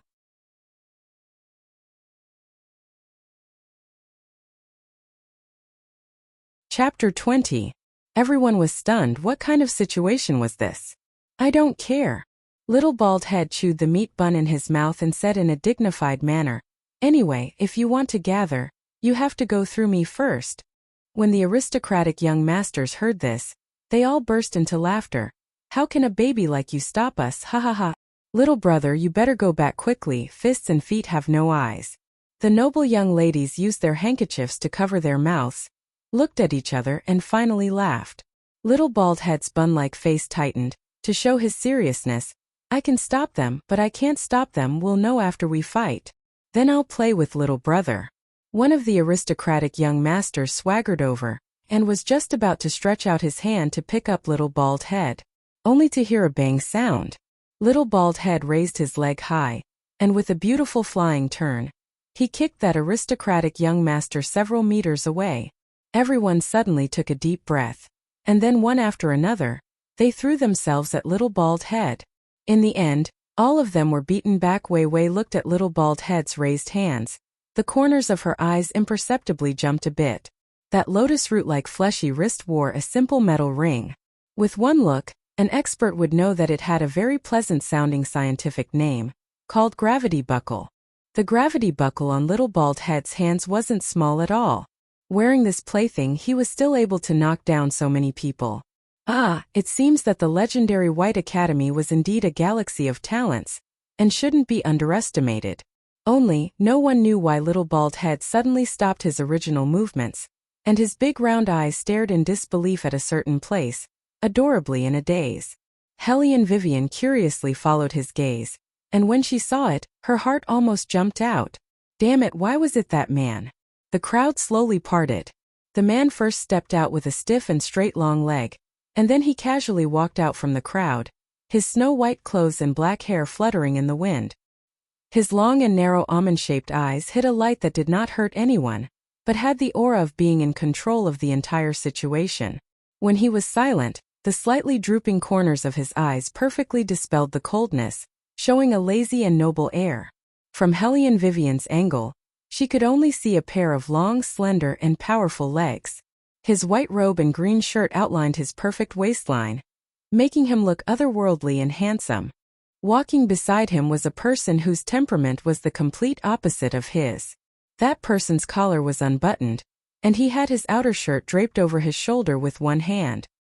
He walked without the slightest scruple, as if he was certain that this academy would not do anything to him. That person seemed to say something to the man. The man suddenly raised his head, revealing a pair of long and narrow eyes. Although they were beautiful, the corners of his eyes were unusually sharp, as mysterious as an ancient pool. Hellion Vivian was stunned. She quickly turned her body like a cat and covered half of her face with her hands.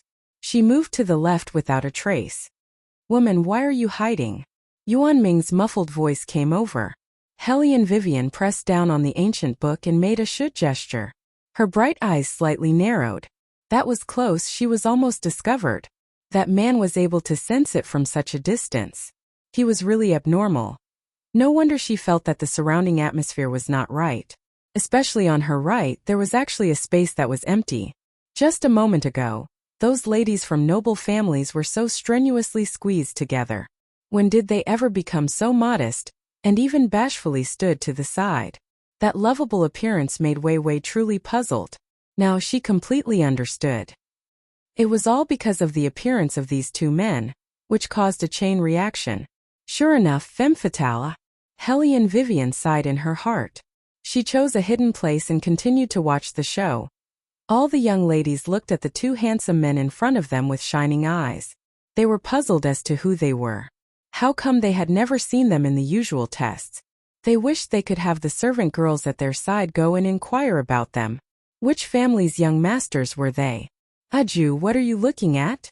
Nangong Lai came over and excitedly said. "Don't tell me you found the kitten." "No." Baligaju withdrew his supercilious gaze. The corners of his mouth slightly hooked up. He was bewitchingly cold and wanton, but soon, Little Bald Head listened to the conversation between these two people. He was very conflicted. He did not know whether he should make a move or not. He could only hold the meat bun in his mouth. His thick black eyebrows wrinkled into a caterpillar. Finally, he shouted like a tiger, "Master, I don't want to fight anymore. Hurry up and give me back my lunch." As the little baldy shouted, he turned around and ran inside like a little mouse. Everyone was stunned again. What was this situation? The first test was so inexplicably passed. When the stone door was fully opened on the steps, a man wearing a scholar's hat lowered his head. His face was full of disapproval as he looked at the little bald person. He was more than 30 years old, but he did not look old at all. Instead, his sleeves were clean, gentle, and refined. When everyone came in, they saw this scene. No one could tell the man's identity. They thought it was the second test, so they all put on a fighting posture. The man's smiling gaze swept over them inch by inch. His voice was cool to the bone. "From today onwards, you are White Academy students. This semester is half a year. In this half a year, you all had better behave. You can do bad things, but you can't let me know. Gee, who do you think you are? In the crowd, a young master from an aristocratic family impatiently muttered a sentence. The man's gaze fell on him. His faint smile did not change. It seems that this young master is very dissatisfied with me. Then you can get lost. What did you say? That young master jumped up. His face turned red and white. Do you know who my father is? You crafty. Not waiting for him to finish speaking, the man snapped his fingers. Suddenly, two black shadows appeared beside the young master. The man looked at his frightened face. His expression was indifferent. Send him back to the residence. Tell General Zhang that young Master Zhang was born noble. I Tu Su Feng cannot teach him. Yes, Principal. In the blink of an eye, that young master from an aristocratic family was brought out of the courtyard. Little bald head pulled on Tu Su Feng's sleeve. He already pointed to the left and pouted his mouth. Tu Su Feng's gaze followed over. His long and narrow eyes narrowed. He suddenly laughed, looking extremely happy. Okay, the fun ends here. This year's new students gave me a big surprise. Next, I welcome you all to White Academy. As he spoke, he slightly opened his arms. The surrounding trees seemed to have a reaction. One after another they swayed. Large flower petals floated down from above. Dozens of black shadows jumped out from inside the house and stood on top of the tree branches. Their figures were graceful, and their atmosphere was overflowing. What followed was the spring water that burst out from the ground. As if it was guided, it rushed up to the sky and transformed into all kinds of flower shapes. This was the mysterious part of White Academy. She had finally found a place where she could contend with the influential officials. She believed that as long as she could stay here, she would definitely become even stronger. Vaguely, Hellion Vivian seemed to feel as if there was something in the depths of her arteries that was quietly ignited, slowly boiling up.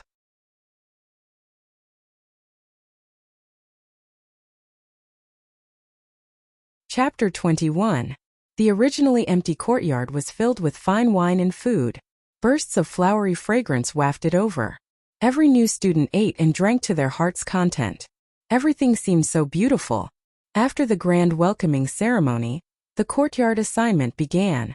The order of the courtyards was excellent, good, good, and bad. The basis of class assignment was the test results left behind at White Academy. The higher the martial chi talent, the better the courtyard. Otherwise, they would stay at the lowest level. Unsurprisingly, Hellion Vivian was assigned to the worst courtyard.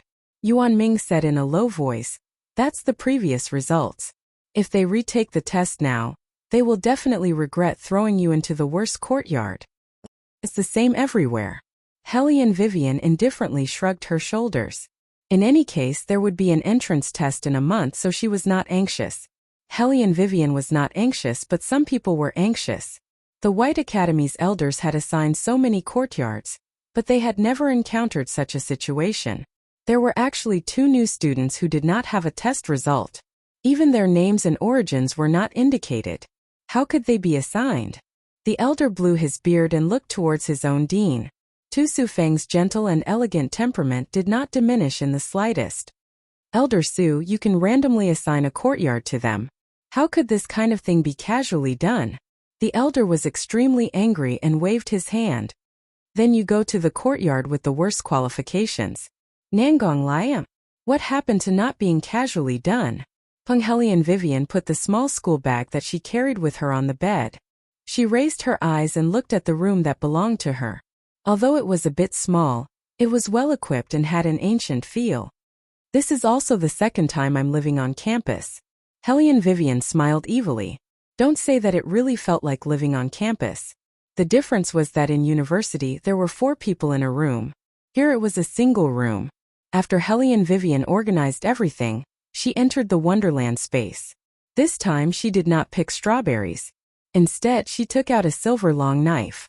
That long knife's blade emitted a faint cold air. At a glance, one could tell that it was not an ordinary weapon. "Isn't this the armament you made last night?" Yuan Ming yawned and asked. "What are you taking it out for?" Hellion Vivian didn't say anything. When she had just passed by the side courtyard, she had seen someone accepting armaments. This was truly a humane academy. As long as the students had the ability to cultivate armaments, They could use them to exchange for real money. Then, wouldn't she be able to become the richest person in the world in the future? Thinking of this, Hellion Vivian curled her lips into a sinister smile. Go and exchange it for silver. The commerce courtyard was incomparably prosperous. Don't underestimate this place just because it was an affiliated courtyard of the White Academy. It had everything that one could wish for. There was a dazzling lineup of restaurants and tea houses. Of course, there was also the Academy's canteen. Freshmen had just entered the Academy, and the commerce courtyard was exceptionally lively. Occasionally, one could even see students who were a year older than them. It was a noisy scene everywhere. Also, no one would pay attention to a thin young girl carrying a long saber entering a bustling Marshall store. Without saying anything, she placed the long saber wrapped in a black cloth on the wooden table. The shopkeeper who was in the middle of calculating on his abacus was first stunned. Then he raised his head and glanced at the young girl. Young lady, are you here to sell armaments? The young girl indifferently responded and took off the bamboo hat on her head. If it wasn't Hellion Vivian, who else could it be? The shopkeeper wrinkled his eyebrows. The number of freshmen who came to the store wasn't small, and they were all half-grown children. It was natural for them to want an armament that belonged to themselves. But this girl actually came to sell armaments. No matter how he looked at it, it didn't seem reliable. I just treat it as buying a piece of scrap iron, the shopkeeper thought as he reached out his hand to unwrap the black cloth that was wrapped around the long saber. Seeing that the shopkeeper's eyes followed the removal of the black cloth, little by little he revealed an expression of disbelief. This is... Heavens, this is an ice soul. It couldn't be wrong. The cold intent emitted from the saber's body was so obvious. In addition to the sharpness of the saber's edge, it was obviously a first-rate ice soul.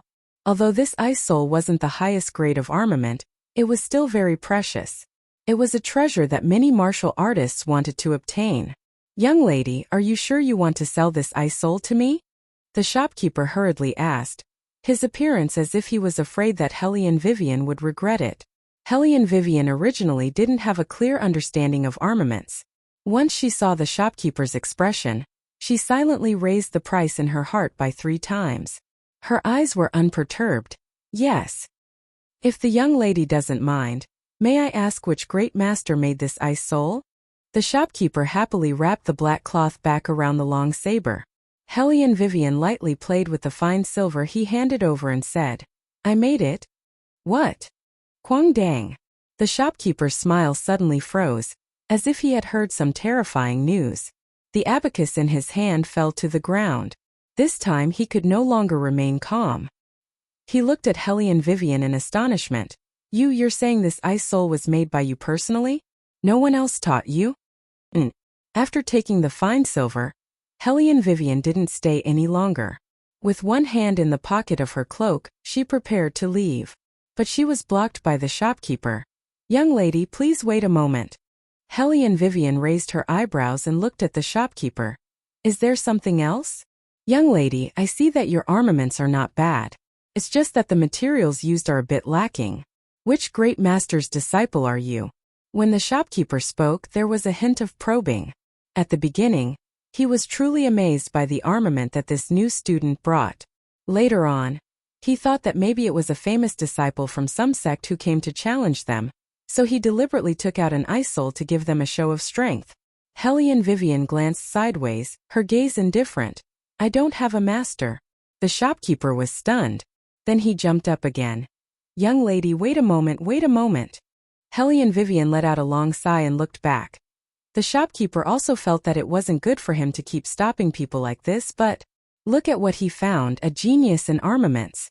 This girl was only 15 years old and had just entered the academy.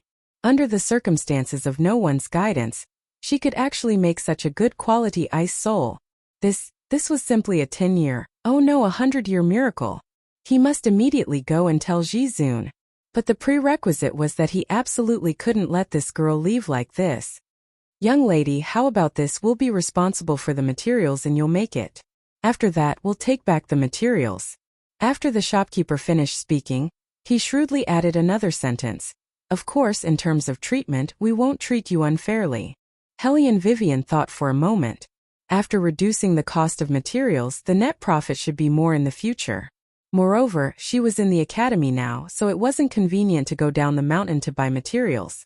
She might as well agree to the shopkeeper's suggestion. Okay?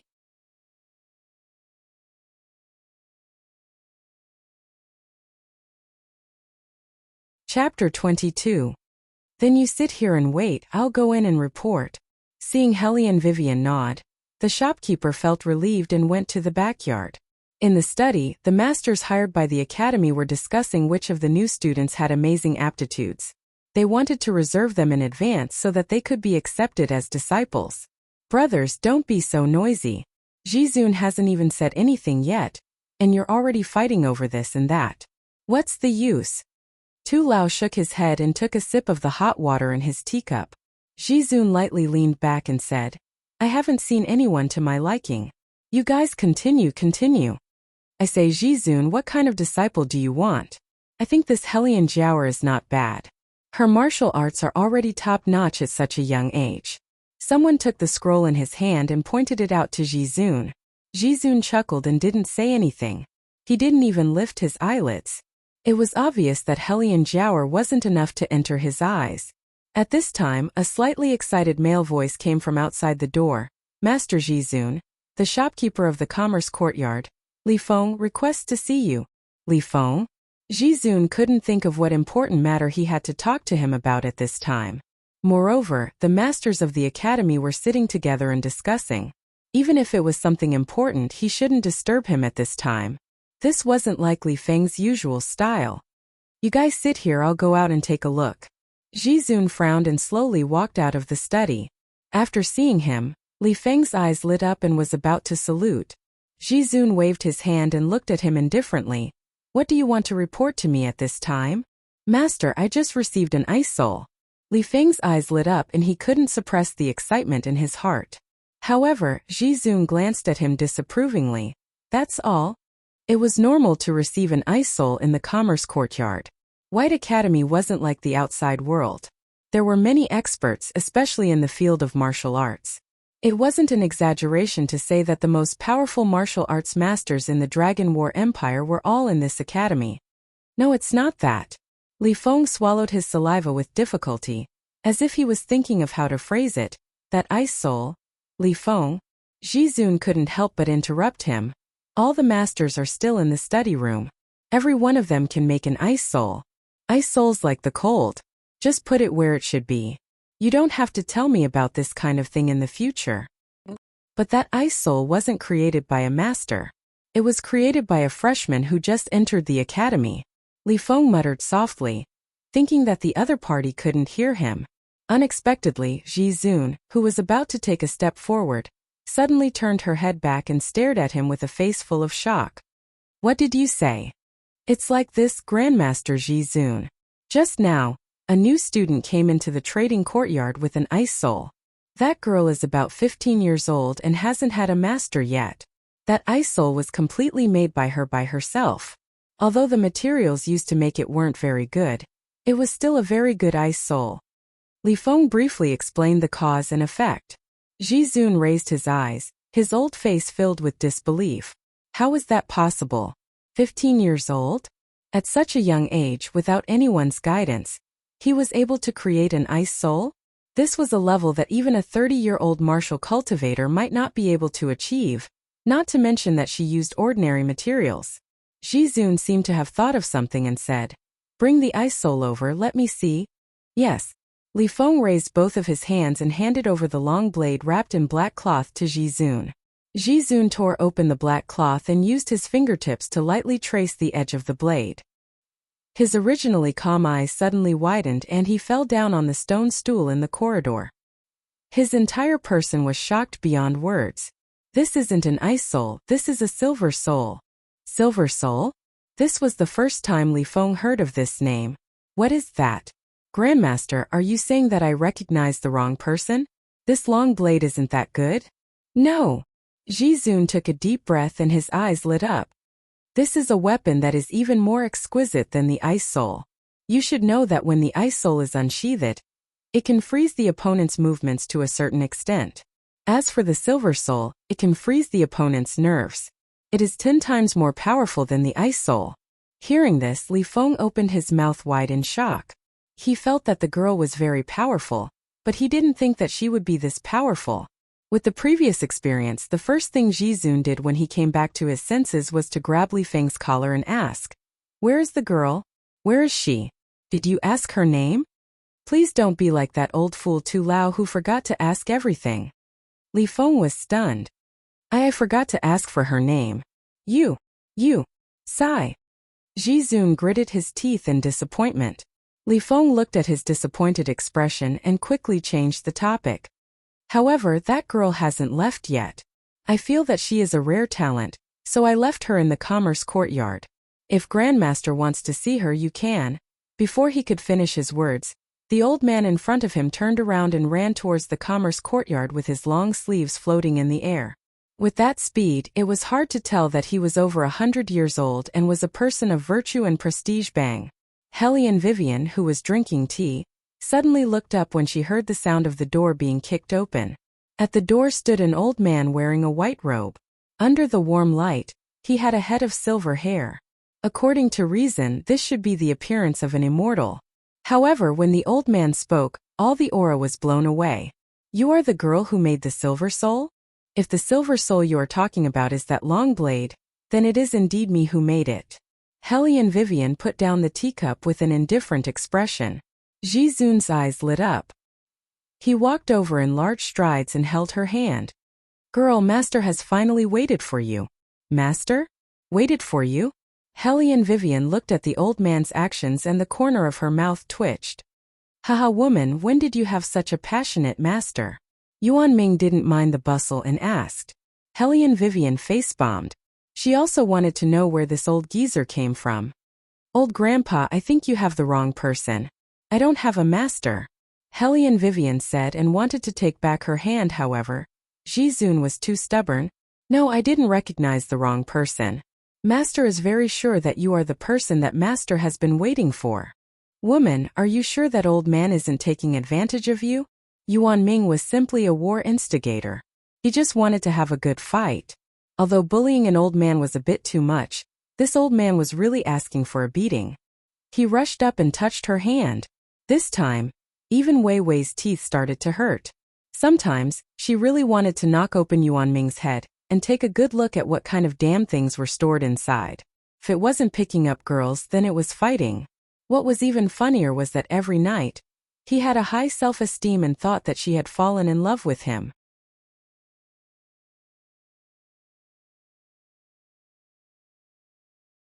Chapter 23. Regarding this, Hellion Vivian was very helpless. She really wanted to ask if there was a master in White Academy who specialized in psychological counseling. She wanted to give her family's pet a good diagnosis. "Woman, you're looking at me like that again. You still dare to say that you don't have dirty thoughts about me. Humph, you should give up. This senior will not like a human." Yuan Ming's little red face was irritable, indescribably handsome. Hellion Vivian. Disciple? Disciple, what's wrong with you?"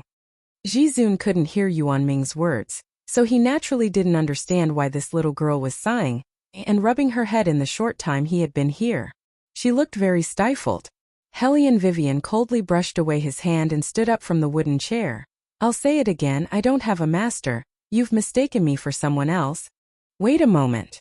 Seemingly realizing that his method was a bit too extreme, Jizun was afraid of scaring away this disciple candidate in front of him, so he slowly changed his tone and spoke with the attitude of an old man. "Little girl, you don't need to be afraid, I just want to talk to you alone about the matter of armaments." When Hellion Vivian heard that it was related to business, she stopped her footsteps. "What do you want to talk about? How many armaments have you made?" Jizun smiled like an old fox, thinking that this little girl was really not bad. Neither servile nor overbearing, quite polite. Hellion Vivian also casually replied, Two? She only made 2 and she was able to make silver immortal soul?" Hellion Vivian faintly hummed and continued. "The first one was made in Phoenix Building. At that time they seemed to be doing some kind of assembly, so I went to give it a try." "Assembly? You mean the assembly that Tu Lao made?" Jizun somewhat couldn't sit still. He felt as if his heart was about to tremble. Was there such a coincidence in this world? Jizun anxiously asked. What did you make it that time? It wasn't a single one. Helian Weiwei took another sip of tea and said slowly, It's a whip. I made a long whip. Hearing this, the old man stood up with a whoosh. This time he could no longer remain calm. He clenched his fists and his eyes were filled with excitement. That's not a whip, it's a 9-tune silver snake. Girl, do you know that we turned the entire capital upside down just to find you? I really didn't expect, you actually entered White Academy. That's not right, with your aptitude you should enter White Academy. Since this old man met you before Tu Lao, this old man will definitely accept you as his disciple, and let that arrogant and despotic brat see that there is another genius in this world besides him. Helian Vivian did not speak from beginning to end, nor did she have any expression. It was only when Jizun finished his last sentence that she curled her lips and smiled. I don't accept. The 4 words were lazily said without a trace of hesitation. This caused Li Feng, who had just entered the room, to be stunned. Did he hear wrongly? There was actually someone who would reject Grandmaster Jizun? Did this girl know who the old man standing in front of her was? How many aristocratic families in the capital wanted to become Grandmaster Jizun's disciple? But they were all rejected by Grandmaster Jizun. Now that Grandmaster Jizun had taken a fancy to someone with great difficulty, what about her? She actually said she didn't accept. Why don't you accept? Jizun also did not expect the girl to reject him. His old face was flushed red, and his expression carried some grievance. Helian Vivian supported her chin and said indifferently, From what Grandpa said, you seem to want to accept another person as your disciple. But he rejected you, right? Regarding this point, Jizun did not intend to hide it. Li Feng was astonished. Someone had rejected Grandmaster Jizun? Who was it? Why didn't he know? Helian Vivian put away the silver in her hand and smiled hedonistically. I, Helian Vivian, will not be a substitute for anyone. Helian Vivian? Why did this name sound so familiar? Li Feng wrinkled his thick eyebrows and looked towards the direction of the girl. Jizun was anxious, and his tone was full of sincerity. Girl, you misunderstood. This old man did not treat you as a substitute. This old man sincerely wants to accept you as a disciple, and will only have you as my disciple in my life. Helian Vivian stopped her actions and her eyes flashed. Perhaps she should have a master. After all, this was not the modern world, and having more friends was better than having more enemies. Moreover, with the guidance of others, she would be able to take fewer detours when cultivating. All right, but the martial cultivation I send over must be paid as usual. When Grandmaster Jizun heard the 2 words all right, he was already so happy that he couldn't find north. How could he care about the matter of money? He laughed heartily while stroking his white beard. Give. Whatever my disciple wants, master can give it to you. Hearing these words, this old man's status was not low. Helian Vivian faintly smiled, and did not care too much. Li Feng, who was standing at the side, suddenly jumped up. He looked at Helian Vivian with astonishment. I remember who you are. You're that waste who just had her engagement annulled by Lord Murong. He really couldn't say the word waste, because he saw with his own eyes the silver immortal soul she created. That kind of martial cultivation that was enough to make people's souls tremble made him a shopkeeper who dealt with martial cultivators all year round, unable to help but feel admiration. Who would have thought that the hedonistic young lady who made the entire capital loathe would actually be an unprecedented martial cultivation genius? Could it be that all these years she had always been hiding her strength? Only, he didn't know if this matter was known by the people of the Murong family. Would they regret that they hastily annulled the engagement? Actually, this engagement was not considered a secret in the capital. It was even spread like wildfire. When the 2 babies were engaged, the Defense Division manor was still controlled by Old Man Helian. However, ever since Old Man Helian passed away, the Helian family was done for. In addition, this girl was also a good-for-nothing with no martial chi. Murong Prince Manor's side started to have complaints. They even forgot about Old Man Helian's kindness towards them.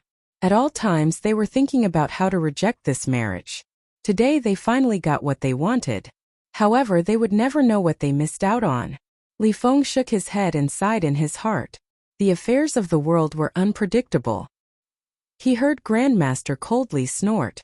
Surnamed Murong. Isn't that the disciple that Tu Tian accepted? His conduct is not good. His face is not good. Which part of him is not worthy of my disciple? He even dared to annul the engagement? Even if a man like him was given to her for free, she wouldn't want him. Li Feng silently raised his head and looked at the sky. Grandmaster, it is said that Lord Murong is ranked third among the most handsome men in the capital. Ever since he annulled the engagement, many young ladies from influential families have sent letters to the Murong family, wanting to marry him. Grandmaster choked and angrily blew his beard for a long time. Finally, his eyes lit up and he proudly said, "So what if he's ranked third? Disciple, when we return, Master will introduce you to the most handsome man in the capital. He is 100 times better than that Lord Murong."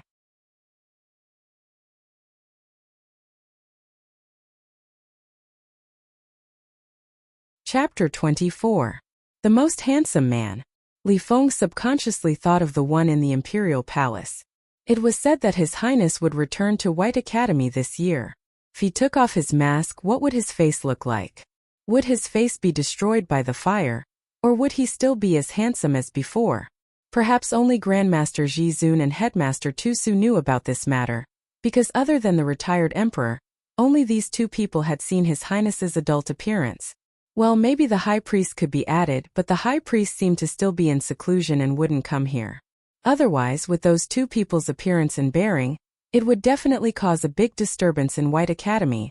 In short, my good disciple, you can rest assured. Who dares to say they don't like the disciple of Grandmaster Ji Zun? The old man said with full confidence. His face was mighty and overbearing. Li Feng lightly coughed twice. That His Highness will. Not only does he dare to say it, he also dares to do it. He kicked you aside with one foot. Did Grandmaster forget? You. Grandmaster Ji Zun turned around, thinking what was wrong with this brat Li Feng. Today he completely ruined this old man's stage. That His Highness is. Hellion Vivian raised her eyebrows. Grandmaster Ji Zun moved closer to her ear and said, "The current royal family. He will also enter White Academy this year. That brat is too sinister, and his vengeful heart is strong. Disciple, when you meet a masked man in the future, you must stay away from him." Hellion Vivian indifferently responded. How could Grandmaster Ji Zun know that his disciple had already offended that person? And in the most reckless way, Hellion Vivian didn't dwell on this issue. After all, ever since she entered White Academy, she hadn't seen any masked man. But there was one thing she needed to ask, "Master, the matter of you accepting me as your disciple. For the time being, don't tell anyone." Why? Grandmaster Ji Zun's eyes widened. He had finally accepted a disciple, and he wanted to show off in front of Tu Lao and the others. Hellion Vivian smiled. "It's more interesting when the enemy is in the light and I am in the dark, and Master only needs to teach me, I can handle the rest myself." She wanted to find a backer, but that didn't mean she wanted to be a second generation that needed someone to protect her. Compared to relying on others, she preferred to fight alone. "Disciple." The Grandmaster looked at his disciple and said in a low voice, "Actually, you don't have to be so sensible." It wasn't easy for him to accept a disciple. What's wrong with bringing her out to show off? Hellion Vivian was very firm on this point. "You have to promise me and pretend that you don't know me in front of others." "No." Ji Zun shook his head like an old urchin. "This old man won't agree. This old man still wants to help you teach that Murong brat a lesson." Hellion Vivian also knew that the old man was doing this for her own good. So she chuckled and coaxed him, "Teacher, there are so many people in the White Academy, and you're also the great master here. When the time comes and people know that you've taken in a trash, they'll laugh at you." "Who dares?" The Grandmaster turned around and roared, "Li Feng, you tell this old man. Who dares to mock this old man's disciple?" Li Feng wiped his cold sweat and didn't dare to make a sound. He knew that this time the Grandmaster was really angry. Hellion Vivian touched the bridge of her nose. "Then we'll talk about it after a month." "A month?" Ji Zun's eyes suddenly lit up. "Disciple, you're talking about the first test after entering the academy?" "That's right." Hellion Vivian raised her eyes and couldn't hide her radiance. I want to let everyone know that I, Hellion Vivian, am not a love-struck fool, nor am I a trash. Jizun stared blankly at her for a moment, then suddenly laughed out loud. Haha, good disciple. Let them take a good look. Not only did his disciple know how to make armaments, she also knew how to beat people. Li Feng, however, didn't think as well as Grandmaster thought. He still hadn't forgotten the result of Hellion Vivian's previous test. Her martial chi was basically 0. Even if she was a genius in armaments, it still couldn't change the fact that her aptitude was quite low. Adding on the fact that there were so many elites in the White Academy, he was really worried about Hellion Vivian's performance after a month. At night, the crescent moon hung high in the sky and the shadows of the trees swayed. In the East District of the Academy, there was a courtyard that was known as the concentration camp for geniuses. The people who lived there were all young ladies from famous families and young masters from influential families. Therefore, in this place, as long as one person intruded, it would attract the attention of all the new students. What's more, 2 people came at once. Aju, it's here. Nangonglai smiled evilly, the tip of his foot unruly pressed against the wooden door in front of him. I've already helped you inquire. That little kitten lives in this room. Hellion Jiaju curved his thin lips. His teeth bit the glove on his left hand.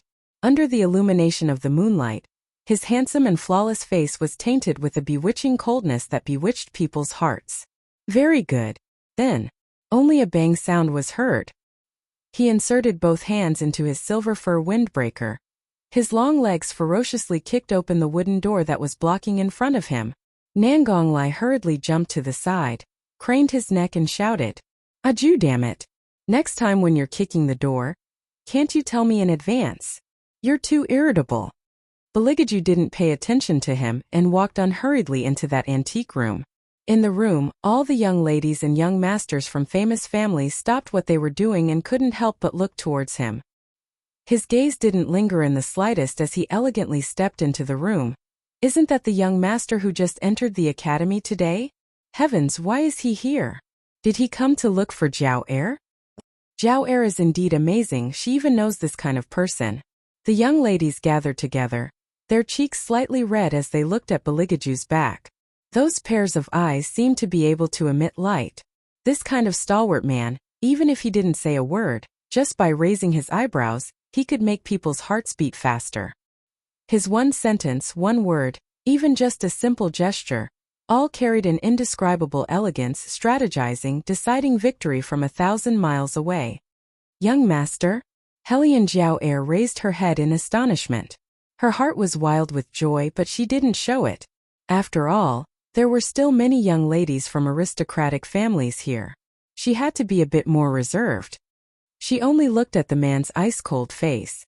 Her face was completely red as she spoke softly. Is there something you need from me? Baligaju didn't speak, but after seeing the woman's appearance, he fiercely wrinkled his thick eyebrows. Then he turned around and left. Hey, Aju, why did you come out so quickly? Nangonglai, who was still greeting the young ladies outside the room, saw his good friend and laughed. It can't be, that little cat's endurance is so bad? Baligaju coldly raised his eyes, his chin slightly raised, the arc perfect, and his tone was like ice. It's not her. What? Nangonglai changed his evil smile and walked in with large strides. Looking at Hellion Jiaoer's delicate face, his pair of long and narrow eyes were full of astonishment.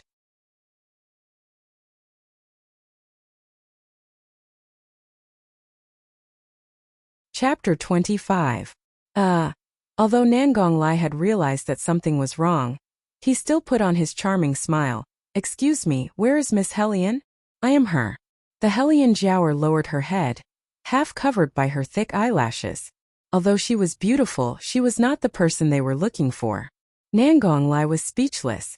It turned out that when the people in the academy heard that they were looking for Miss Hellion, they thought that they were talking about the talented and beautiful Hellion Jiaoer.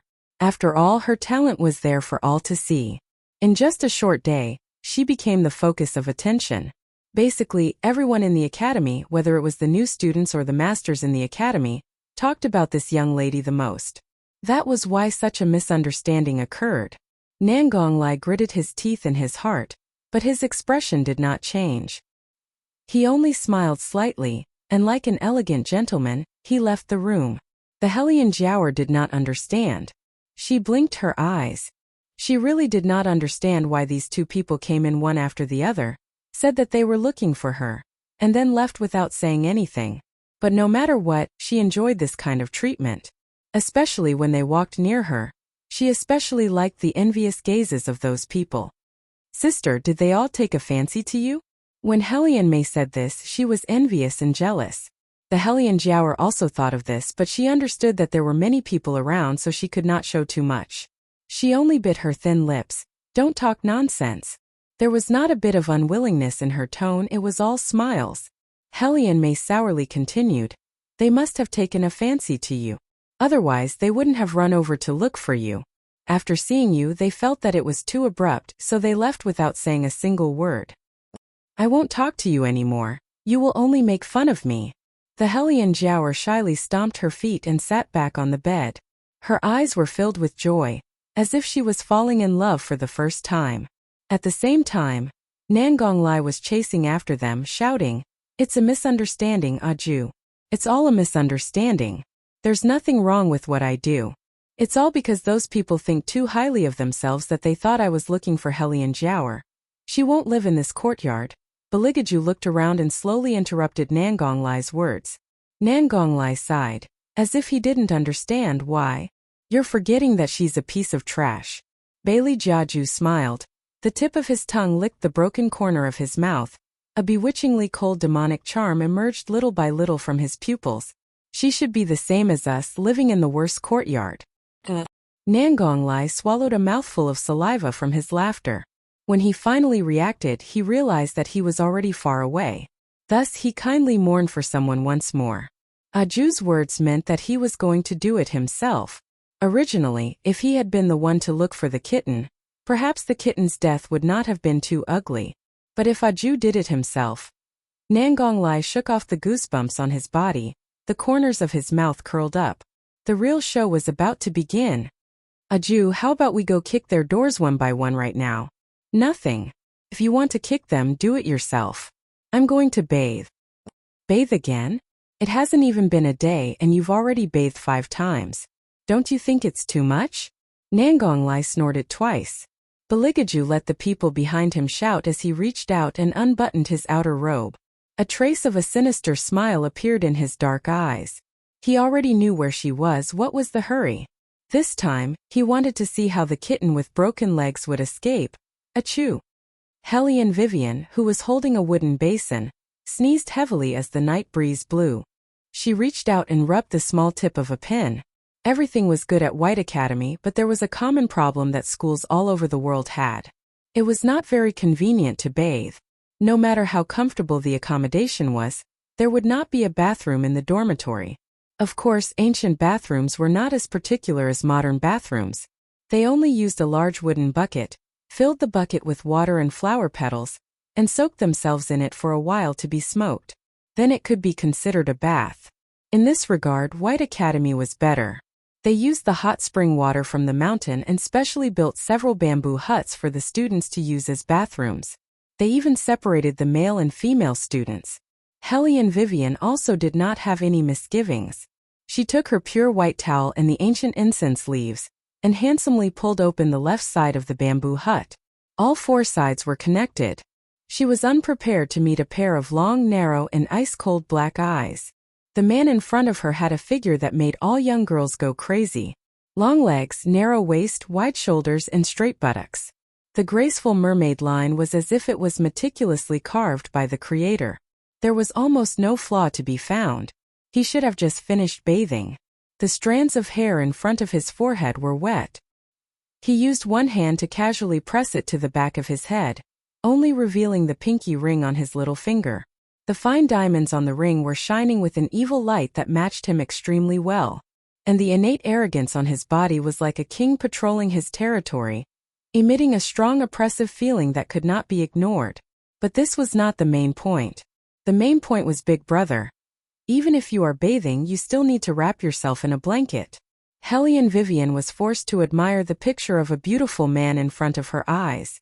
Before her face could turn red, her back suddenly tensed up. Wait a minute, This man looked very familiar. It was actually him. The unlucky guy who was kissed by her. Like a dangerous animal, Hellion Vivian's first reaction after seeing the man's appearance was to immediately turn around. But unfortunately, it was already too late. The collar behind her back was carelessly pulled. Although the force was not very strong, it was enough to nail her to the ground.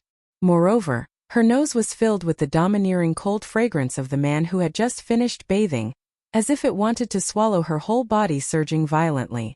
Hellion Vivian had just raised her eyes when she fell into a pair of deep eyes like an ancient well. Those eyes were not unfamiliar to her. They were devilishly cold and mysterious, cold and emotionless. They were like the red spider lilies that bloomed in hell and were sent back by the demons, but still lingered on the road to the yellow springs. If one was not careful, they could drown in the beauty of the netherworld. When the man saw her, he slightly narrowed his eyes. After a moment, the man's tightly pursed lips slowly curved into an incomparably evil smile. That kind of dangerous smile only made Hellion Vivian think of a sentence. There is a path to heaven but you don't take it. There is no door to hell but you barge in. This was really a frightening coincidence. Hellion Wei licked her slightly dry lips. Her pair of eyes moved nimbly as she started to plan how she was going to escape.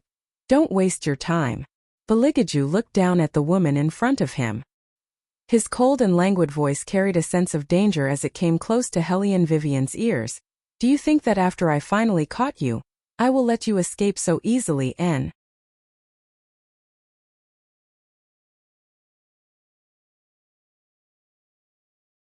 Chapter 26. The man's hum was very problematic. The ending sound was like a hook that hooked people's hearts. It was so low that it could almost make people lose all their defenses. However, Hellion Vivian just raised her eyebrows and smiled. Her shrewdness was not reduced at all. What are you talking about? What do you mean by wasting my thoughts? What do you mean by easily escaping? I don't understand at all. Oh, Beligaju pinched her chin and smiled angrily. Don't tell me that you lost your memory after only one afternoon. Hellion Vivian rubbed her temples with a smile. I was hit by something today. Do you need me to remind you that it was me you hit? Beligaju raised her chin and his handsome face was very close. It was as if every breath could hit her lips. Perhaps I should kill you now so that you can remember the good things you have done before you die. His voice was very cold and his words were very slow. It was so slow that Hellion Vivian felt that he was like a death god standing on the edge of hell with the death record book in his hand. Hellion Vivian knew that he would not let her go easily. In front of such a smart man, she could never use the method that she had used once again. What's more, there was not much poison. Yuan Ming only allowed her to use it 3 times. She had to pay a price to get the extra one. Yuan Ming was a real devil. She did not want to talk about the price with a devil. Perhaps there was another way. Hellion Vivian turned her face and heard the sound of water outside. Her eyes flashed and she suddenly shouted, "Someone come molestation. Do you think anyone will believe you if you shout like that?" Bailey Jiaju dangerously narrowed his eyes. At this moment, the cruel smile at the corner of his mouth looked exceptionally bloodthirsty. His slender fingers pressed on her lips and used his strength to ravage them. It seems that I've still been too kind to you. Hellion Vivian raised her phoenix eyes and refused to give in. She seized the opportunity and directly bit him. But the result? Not only did she not achieve the revenge effect she wanted, that man's face was calm as he let her bite him. His slender fingers even maliciously scratched the tip of her tongue. Hellion Vivian's back stiffened and she almost cursed. Why did you stop, En? Beligaju pulled her back and looked indifferent. Not bad. Hellion Vivian raised the corner of her mouth. If you have time to praise me, why don't you put on your clothes? Because I never thought that you would just simply let people think that you molested me. If you don't believe me, listen. 1, 2, 3, here it comes. Just as she finished speaking, there was a knock on the door. Hellion Vivian took advantage of the chaos and slipped out of her outer garment. No one could see how she did it. Her speed was very fast, so fast that it was a little dazzling. In the blink of an eye, she was 10 feet away from the man. This kind of thing might be difficult for others to do, but Hellion Vivian was not just anyone. She was an ace mercenary. Taking off clothes like this was one of the necessary skills. No one would have thought that she had taken the opportunity to unbutton her collar at the beginning. She talked so much with the man just for this last escape. Baligaju did not move. He looked at the empty outer garment in his hand and did not seem to be disappointed at all. He only raised his eyebrows playfully. He did not know that there was such a way to take off clothes in this world. Hey, is there anyone inside? Are you stupid? Just listen to the sound. There is someone inside. Someone is already shouting molestation. Hurry up and kick the door open. The noise outside was getting louder and louder. Hellion Vivian laughed in a low voice. Mainan, you have to think carefully. If you waste time to catch me, you won't have time to put on clothes. If you would rather be naked like this and let others admire you, then come on. Baligaju's entire side face was hidden in the shadow. His hand holding the woman's outer garment slowly tightened. It turned out that this was the woman's idea. It seems that you don't want others to admire your naked body. Very well, we have the same goal.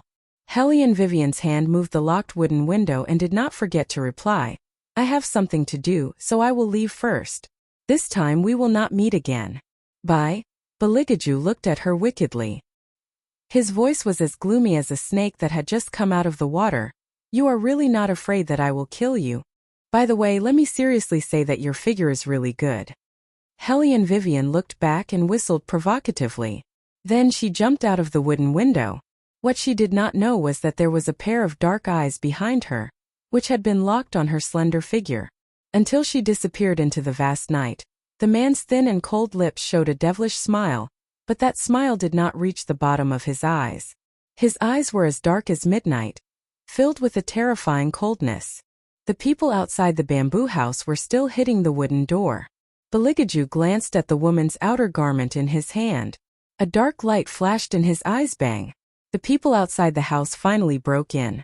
When they saw the scene inside the house, their expressions were indescribable. The classmate in front of them had nothing on him except for the outer garment around his waist. They could even see his abs that made people jealous. Gulp gulp. The people who came in swallowed their saliva several times. But that outer garment should be worn by a girl. There were even flowers embroidered on it. He did not need to guess to be able to imagine what had just happened here. For example, a pervert who saw Baligaju sneaked into the bathroom and did something to him. For example, Baligaju refused to comply, so he shouted, "Someone come, I am being molested," and so on. In short, the freshman with strong imaginations began to make endless guesses. After Nangonglai heard this news, he was stunned for a full half a minute. Then he laughed out loud. You were molested? Baligaju raised his head and slowly looked at him. He reached out and tore off the outer garment around his waist. Hey, you have to be more reserved. Nangonglai immediately stood a little further away. I don't have that kind of hobby. But, did you really shout molested? Baligaju arrogantly pulled down his thin lips. His gaze was extremely cold. What do you think? Nangonglai touched the bridge of his nose. Of course, he did not believe that this man would shout something like molested. But his long and narrow eyes turned. His gossipy mood was quite strong. What's up with that outer garment that a girl is wearing? Baligaju's gaze paused. He casually raised his hand and buttoned the finely crafted buttons one by one. Seeing that he did not speak, Nangonglai immediately thought of something. His eyes widened in surprise. It can't be that little cat again, right?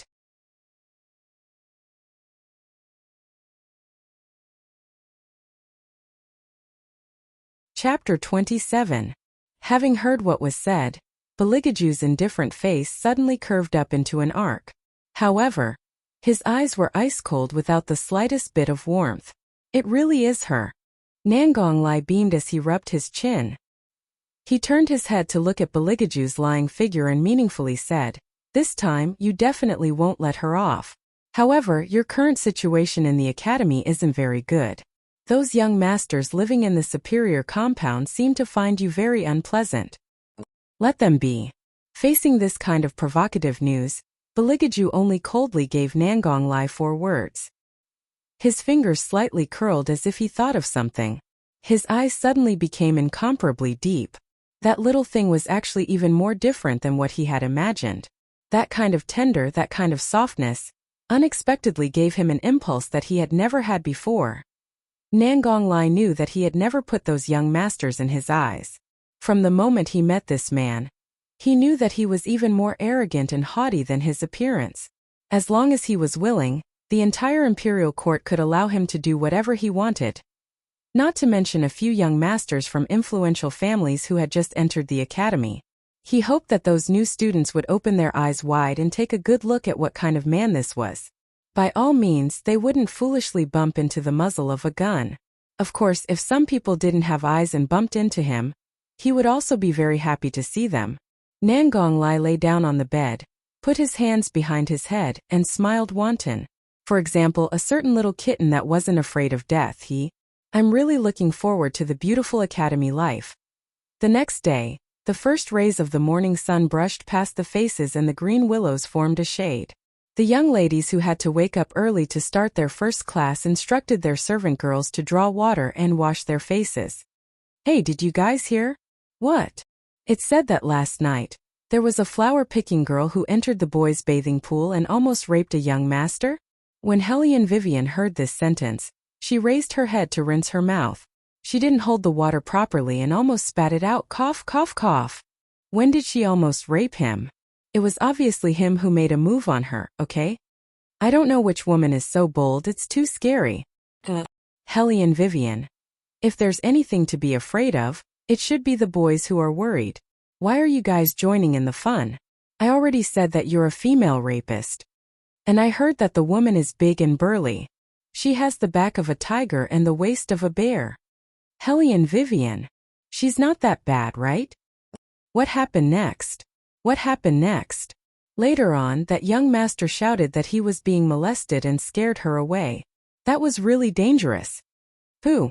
Hellion Vivian couldn't hold it in any longer.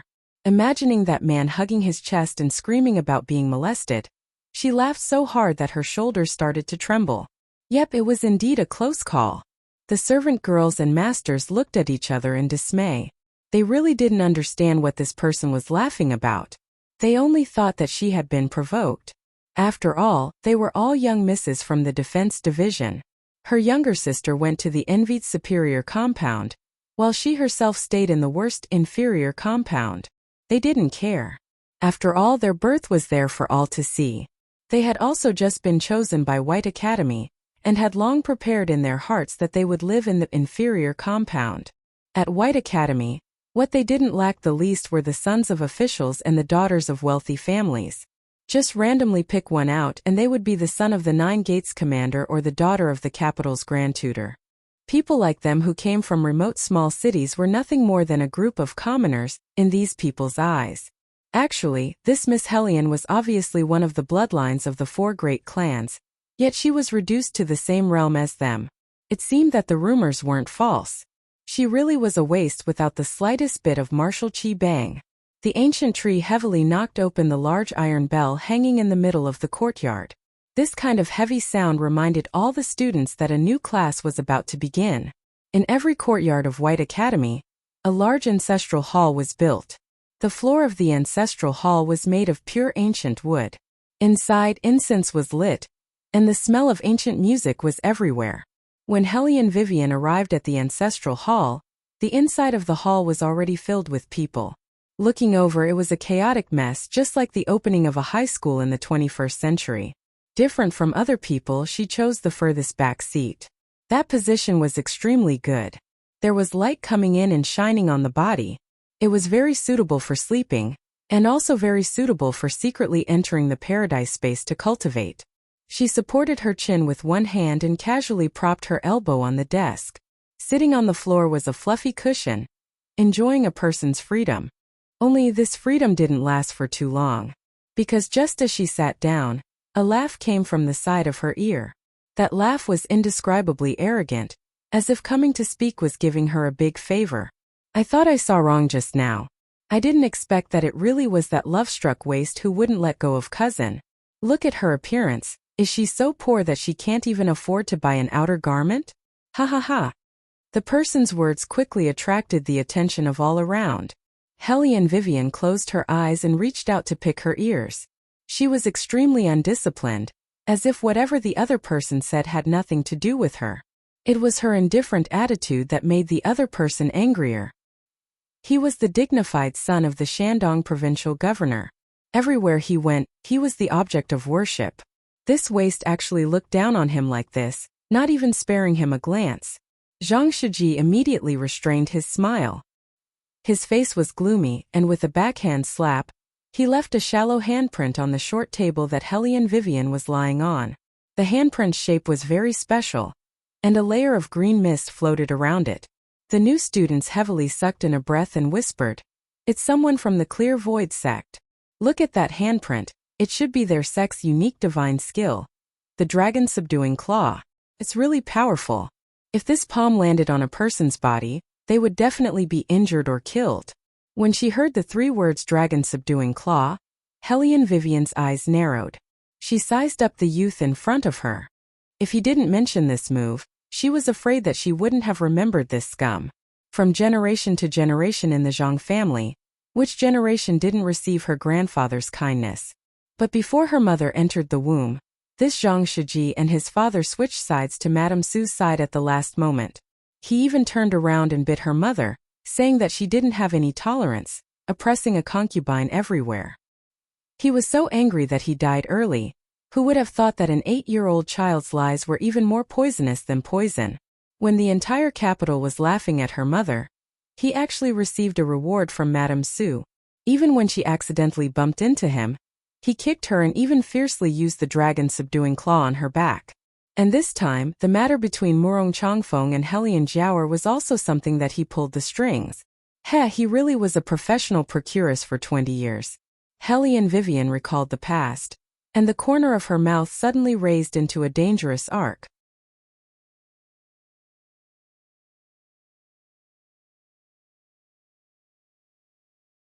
Chapter 28. Seeing that she didn't react for a long time, Zhang Shijie laughed out loud again. "Look at how scared this trash is by me, what a pitiful little thing."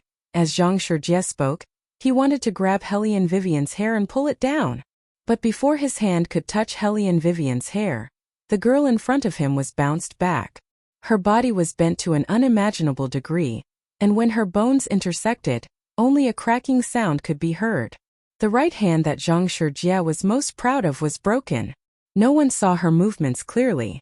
When they reacted, Hellion Weiwei had already grabbed Zhang Shijie's wrist with a smile on her lips, like an empress walking out from the smoke of gunpowder. Everyone was stunned. The air seemed to have solidified, and the surroundings gradually became silent. Only Zhang Shijie gasped and looked at Hellion Vivian in disbelief. He was in so much pain that his face was covered in cold sweat. He raised his left hand and wanted to fight back. Crack! Another cracking sound. Hellion Vivian looked at him with a smile. "Such a restless dog paw, it's better to remove it." "Ah!" Zhang Shiji screamed in pain. The kind of pain that drilled into his flesh and bones made his face pale to the extreme in an instant. He lay on the ground and roared without caring about his image. "What the fuck are you still standing there for? Go for this young master." At this time, the young masters behind Zhang Shijie finally reacted and immediately sent their legs over. There were about 4 or 5 of them, and each of them had martial qi. Their attacks were ruthless, and their long legs could cut the wind. Ordinary people couldn't deal with them at all. And Hellion Vivian wasn't an ordinary person. She was known as the ace agent who was the best at fighting. Regardless of whether it was the underworld or the legal world, no one dared to go against her directly. Looking at the incoming leg wind, Hellion Vivian smiled. Her dragon-like body shuttled through the crowd, and she grabbed one of the people's arms and used her strength crack. At the same time the sound of bones breaking rang out, Hellion Weiwei put one foot on the short table and abruptly flipped over. Her long hair fluttered as she lifted her white leg and in an instant, chopped down on the long leg that was facing the wind. If it was a competition of ruthlessness, who could be more ruthless than the mercenary queen? "Are you still fighting?" She sneered and stood with her back against the light. She had one hand around the neck of a person and one foot on Zhang Shijie's back. Her entire body was emitting an aura that could almost burn people's eyes. The several young masters who were lying on the ground in disarray, one after another, retreated backwards. Their faces were filled with fear as they looked at Weiwei, fearing that she would make another move. In the end, they crawled up like dogs eating feces and fled out of the ancestral hall in panic. While covering their heads as they fled, they left behind some laughable malicious words. Just you wait. The new students in the ancestral hall looked at them and roared with laughter. However, Hellion Vivian acted as if nothing had happened. She picked up the ancient scroll on the ground and blew on it. Then, she placed it on the short table and continued to rest with her eyes closed. There was still some time before the Grandmaster's arrival. In such a short period of time, the inferior compound had already stirred up trouble. Zhang Shiji gripped his arm and cursed, "Damn trash. Brother Jia, why don't we stop bothering her?" One of the young masters suggested, "White Academy is not like the outside world. If you cause trouble, you will be expelled." Zhang Shijia was angry. "You mean to say that you want me to bear with it? But you obviously can't beat her." A few of the young masters whispered. They were beginning to regret agreeing to help. Zhang Shijia also realized that his tone was wrong. He lowered his voice and said, "What are you afraid of? We have the defense division behind us." "But isn't that Hellion Vivian also a member of the defense division?" Some people were puzzled and frowned. Zhang Shijia looked left and right. His voice was gloomy. What kind of member of the defense division is she? She didn't even inquire about who is in charge of the defense division. A trash who dares to come to White Academy is simply courting death. Brother Jia means that there is someone who wants her to, Zhang Shijia cried out in pain. "Don't guess anymore. Hurry up and fix my hand. Once this matter is done, there will be benefits for you." "Hey!" Those young masters' eyes lit up when they heard the three words defense division. Now that they heard that there would be benefits, they hurriedly helped Zhang Shijia heal his hand. This Hellion Vivian is really strange. She didn't even use a bit of martial qi. How can she be so powerful? Even Brother Jia is not her opponent. Hearing this, Zhang Shijia's face sank. "Today my condition is not good. I will get back at her sooner or later." As if he couldn't stand it, he kicked the stone under his foot out. While Zhang Shijia was still cursing, the group of young masters on the other side seemed to have seen something extremely frightening. Everyone's face became very ugly. Their mouths were wide open and they stuttered, "Jia, Brother Jiag." "What?" Zhang Shijia angrily raised his eyes and saw a shadow not far away. That person's shadow seemed to have just woken up. His black hair was still curled up and there was a leaf on his pure white robe. The man standing next to him was casually tossing the stone in his hand. The corner of his mouth had an impudent, evil smile. Although Zhang Shijia was born in Shandong, he spent more time in the capital than in his hometown. He mingled in the capital's circle since he was young. Usually, he was like a shadow following behind Murong Xiaofeng. With Madame Su's support, he knew many young masters in high positions in the capital. But these two people, he obviously hadn't seen them before, so he didn't care. At once, he fiercely glared back. "What are you looking at? Haven't you seen others get angry before?" Hearing this, the shadow slowly raised his head and glanced at Zhang Shijia. Just one glance was enough to make Zhang Shijia lose his ability to move. What kind of gaze was that? It was cold to the point of being emotionless. It was like a soul-snatching envoy from the underworld, making people's hearts tremble. No one saw clearly how he moved. They only saw a white light flash in front of their eyes. When they reacted, the shadow was already in front of Zhang Shijia. The fine hair on his forehead lightly fluttered. His posture was wild and ostentatious. The outline of his face was deep. His eyes were like a young leopard, cold and cruel, but concealed a burning passion. Zhang Shijia subconsciously reached out to block, but found that the opponent's internal energy was far above his. He was forcibly bounced back and fell to the ground. Creak. Only a crisp sound was heard. The shadow's foot casually stepped on Zhang Shijia's calf. Like that, he casually walked past, as if the person on the ground wasn't worth his attention. That kind of back view was like that of an ancient god. It was like the only pure snow between heaven and earth, but it was also blazing and clamorous, covering the sky and covering the sun.